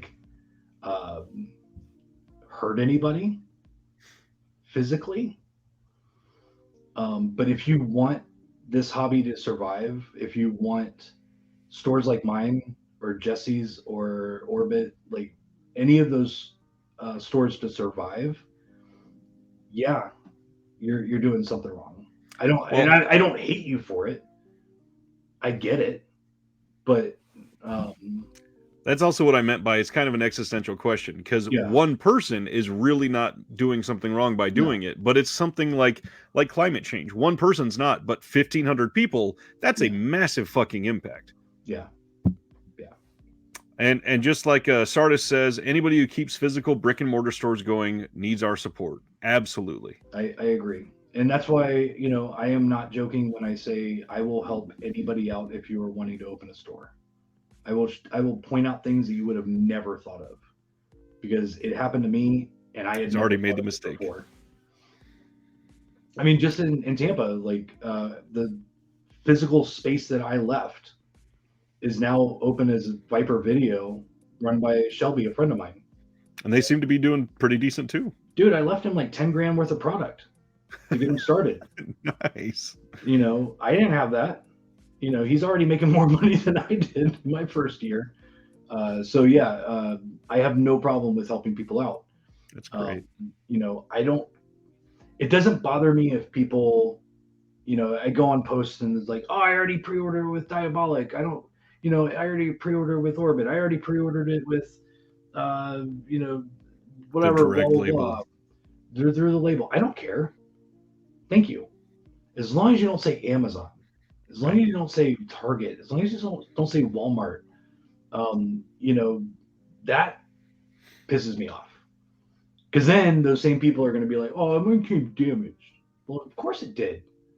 My order got canceled. They fucking sat on it before they put it in the bubble Yeah. mailer, or before they put the sticker on the product without any packaging at all. Yeah. One of the things I pointed out when I was promoting your Black Friday sale last year, some of your Severn prices were better than Severn's prices during their sale on the website for the same titles. I loved reached that out, for you. I reached out to Severin to make sure that wouldn't happen. I never heard back from him, so I Oops. just went with it. I didn't even look at their sale. I was so busy. I didn't even look at their sale to compare prices. Let's see. Somebody was talking about Clyde Barker. They said on the printed page he's better than Barker on the big screen. I would agree with that. I don't read. Books are for nerds. Flip asks, have you seen Kung Fu or Samurai movies? Do you like them at all? Dude, back when I was a kid, I was really into Kung Fu. Dude, Story of Ricky, fucking amazing. I think would be considered a Kung Fu movie, right? It kind of, yeah. I mean, Crippled martial arts. Crippled Masters is amazing. But I don't know. I don't know. I put in when Severin put out the Kung Fu Trailers of Fury. Yep. I put it in because I played movies and stuff at the store while I was open, and I put that in. I had to turn it off because most of it was in another language that I didn't understand, and the rest of it was ching ching ching ching ching, and literally I was getting a headache, and I'm like, holy shit, I can't do this. Now that's a little bit different than watching a movie, but I don't know. I'm just, unless it's completely absurd like Rikio or Crippled Masters, I just don't know if I can get into it anymore. I honestly also haven't tried. So, but with so much of it coming out, I'm sure that will change. I'll pick one up and pop it in and see what happens. Flickering Wave says that's an interesting premise for a music podcast, and I got to admit, I can't wait to hear it. I really hope it comes out. I brought it up in an atheist Facebook group a while ago, and I was like, because they were talking about some Christian artist was like leaving the faith or whatever, and they posted an article, and I'm like, I've been wanting to do an atheist podcast on Christian music for years, and they're like, let us know when you do it. So many people were like, yes, that sounds amazing, because coming from me, I love that music. I don't identify with the message anymore. Same, but I love that music. I still listen to Starflyer 59, and yes, I still listen to who else do I still listen to? Well, I mean, they're not really Christian anymore, but Under Oath I still listen to. I love Under Oath. I can't listen to Striper because they're way too Jesus-y. They're so cheesy. Dude, I love Striper. I have seen them live 3 times, and one of them was not that long ago. They're pretty damn good live. One of them was I was wasted at the show. What year was I think it was like 2005 or 6. They had this random resurgence and got super popular again. Yeah. I saw them play at House of Blues to a sold out crowd. And they were, because I saw them in Saw him on the In God We Trust tour. Me too. Or was it To Hell with the Devil? No, it was To Hell with the Devil. I saw him on To Hell with the Devil tour. And then I think I saw him again on the In God We Trust tour. And the second time I saw him was at Disney World at Night of Joy. They played in front of the Magic Castle, and the castle was lit up in yellow. And no one else was there. I was literally like one of 30 people in the crowd. And I was like literally like just standing there like in awe. And then I saw them at House of Blues, and they were better at the House of Blues 25 years later than they were back then. Yep. They were really tight. But they way too much about Jesus for me. Oh, yeah. A whole lot. Let's see. We say recommendations are the main thing I miss about physical media stores. Meeting people and exchanging recs and learning about new-to-me films was heaven. So my question for that, are there any of the bigger releases from the last year that you would say are like the best recommendations for anybody that hasn't picked them up? Just 2 or 3 that you want to throw out there. God, you want me to remember what came out in the last year? What are you doing? You think I know what I know what I carry? We all trust you. All right, hold on. I'm gonna look at my collection. Hold on. I'm just gonna try and find something new that I like. Jesus. I would say if you haven't seen Maniac Cop 1, 2, or 3, I would definitely recommend Maniac Cop 1, 2, and 3. I haven't watched the 4Ks, but I know Blue Underground does a really good job on their 4Ks. I talk about Blue Underground's 4Ks way too much on this channel. Let's see. Based on what you said, I have somebody that says I may have to order Frankenshark now. I wouldn't, but if you want to, that's fine. Like, it's not good, but it's got lots of bush and boobs, so you're good if you like that. I would say I would recommend Summer of '84. That was a really good movie. I saw that when it came out. I haven't watched the 4K, but I'm sure it looks great. I haven't heard anybody say anything bad about it. But that was kind of a sleeper the year it came out. It really was. Like, I don't think it's got a whole lot of views, but it was really good. It was really good. I'll do one more. Let's see if I can find one more in here that I would recommend. I haven't. Have you done an unboxing for session 9? We have not. I actually don't have mine yet. Mine is shipping to me right now. Did you get it from me? I did not, and it was because somebody. Fine, fuck you. I'm done. No, I don't care. Flip that is on here. I won a Diabolic gift card from him in a raffle, and I got session 9. All right, let's do an unboxing, because if you have not seen session 9, holy shit, this movie is so freaking good.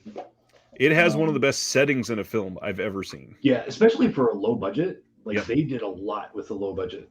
So we got disc 1, main feature, bunch of special features, and then disc 2 is more special features.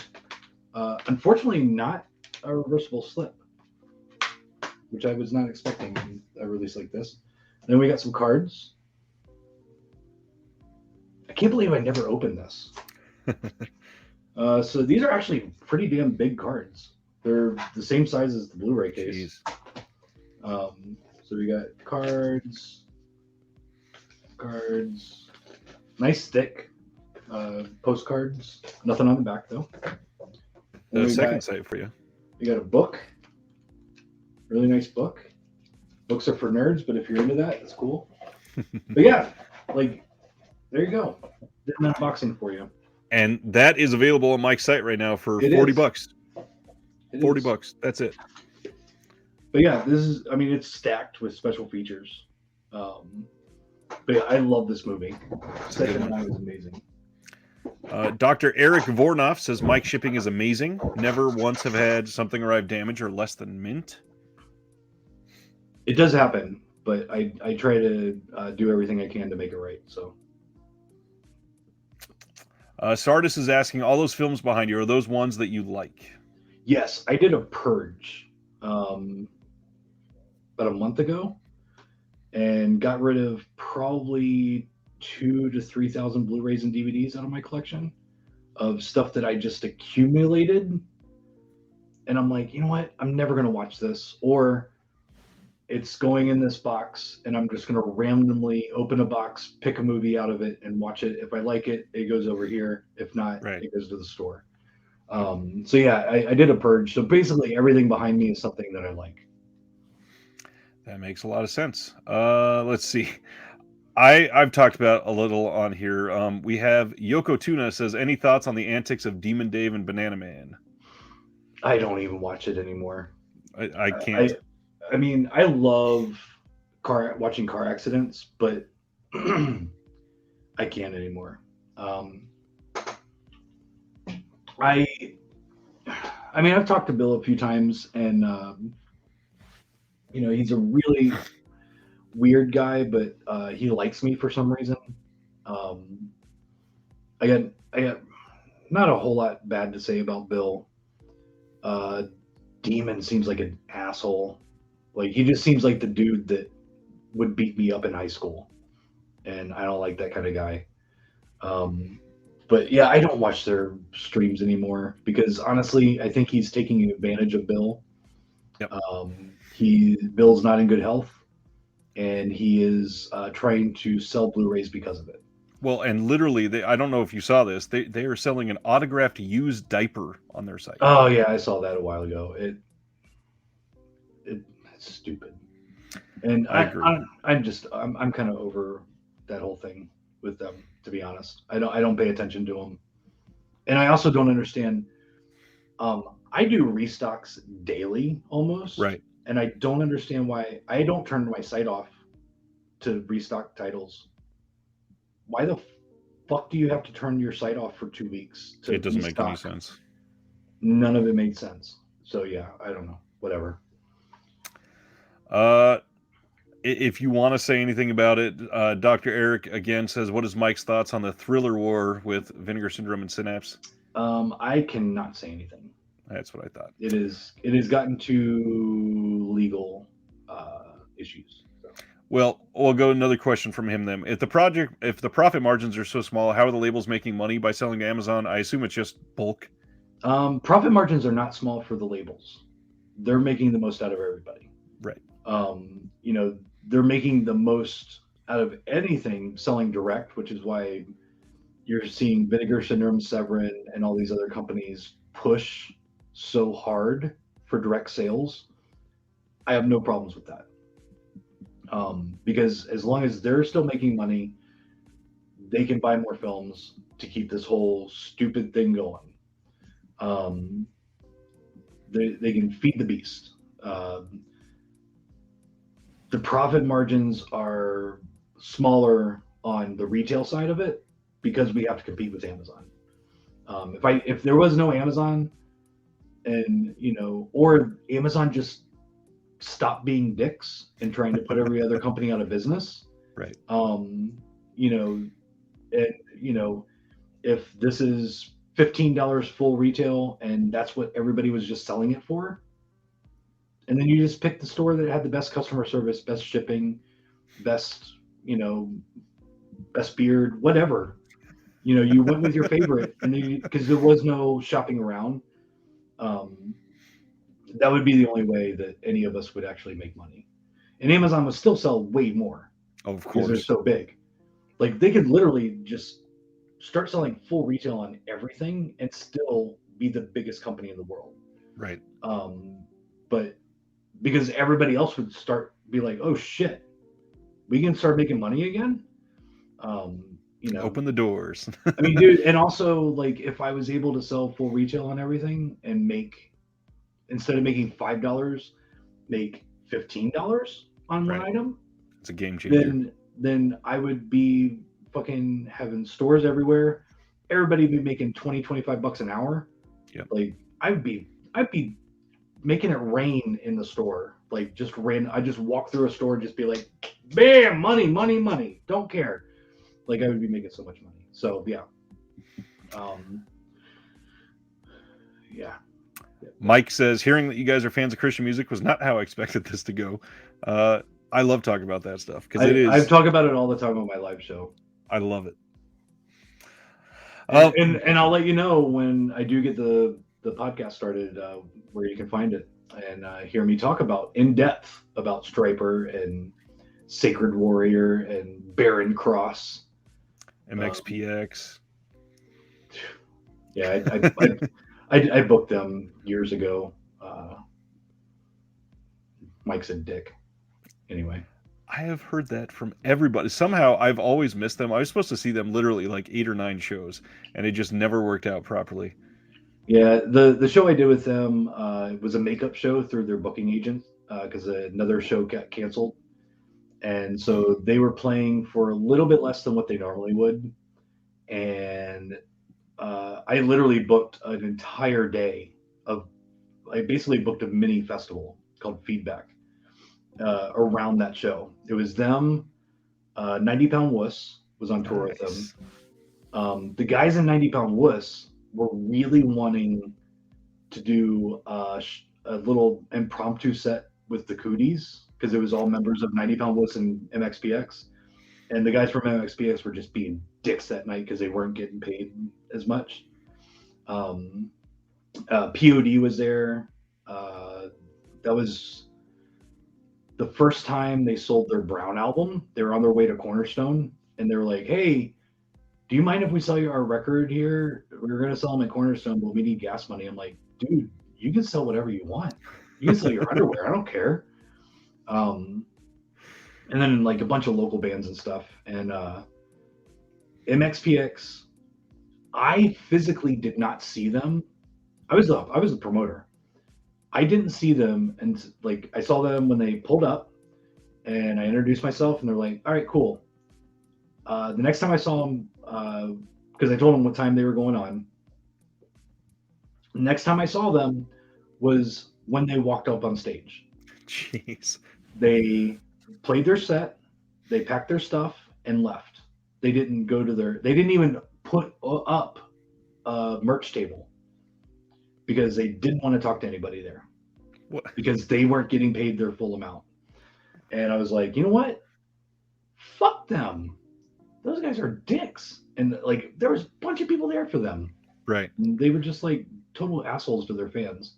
And that had Which to is be weird because I had met them multiple times and they were all super nice. Hmm.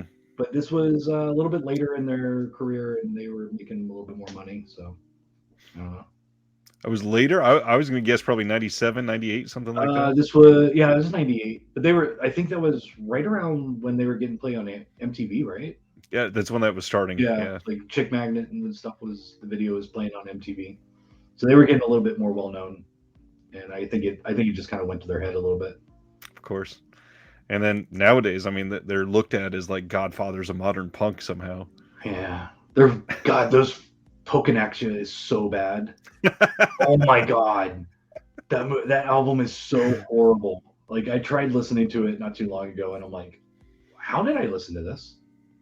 Like some of their other like God damn it, I don't even remember the names of the album. Teenage Politics wasn't terrible. The recording on that was not good though. No. But yeah, like I don't know, whatever. MXPX, they're kind of dicks.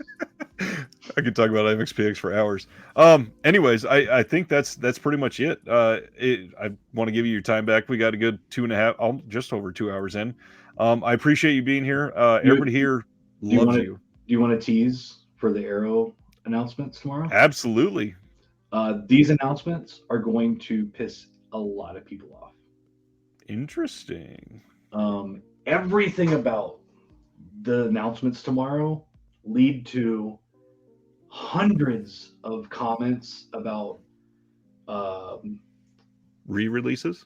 Oh, this is already on Blu-ray. Why don't you release something that wasn't on Blu-ray? So, man. Yep. And then there's going to be a whole lot of, I just bought the limit, the standard edition from the UK. Now you're releasing it in the US. You want to rebuy it? It's too expensive. Okay, so basically there are only 3 titles for the US. I don't know that I don't get the UK stuff. Right. And I find out with you guys. But there are 3 titles.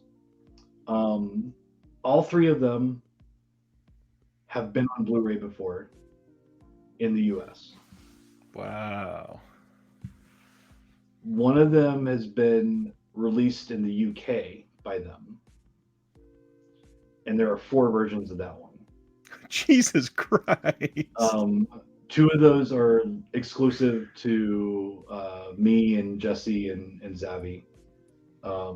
It's basically the same thing with Dune and the Wild Things, like, you know, the Steelbook and the Deluxe Steel. The other 2 titles were kind of a surprise. Interesting. But yeah, they've been released before. So it's I'm so ready for all the comments of, when are you gonna put out this movie that no one cares about, that only I like, instead of this movie that might actually sell? Why are you? We do make fun of Arrow commenters on here pretty often. How every God, single month that one comment, there's always somebody that says nothing for me this month. Yeah. Who cares? Okay. No one gives a shit. Right. Why is the Legend coming out on 4K?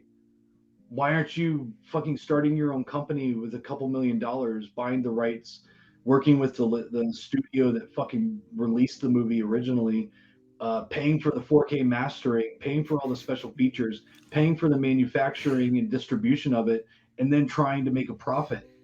And then deal with assholes like you. Yeah. Fuck you. Start your own fucking label, dumbass. Fucking I love it. Genuinely, that might have offended somebody, but yeah. Probably. Genuinely appreciate your time. No problem, man. It's been fun. I loved having you here, and obviously, there's been more than 50 people almost the entire time. So I love it. I love this. This will be available forever, and also I just recently started putting this out on a podcast version, so this audio will be available probably starting tomorrow. Cool. Yeah, appreciate you guys. One of the things that I always want to say, appreciate the people that support the show. These are the patrons, but other than that, have a good night. And I will, just as Mike always says, Hail Satan. Have a good night. See you guys. Peace out.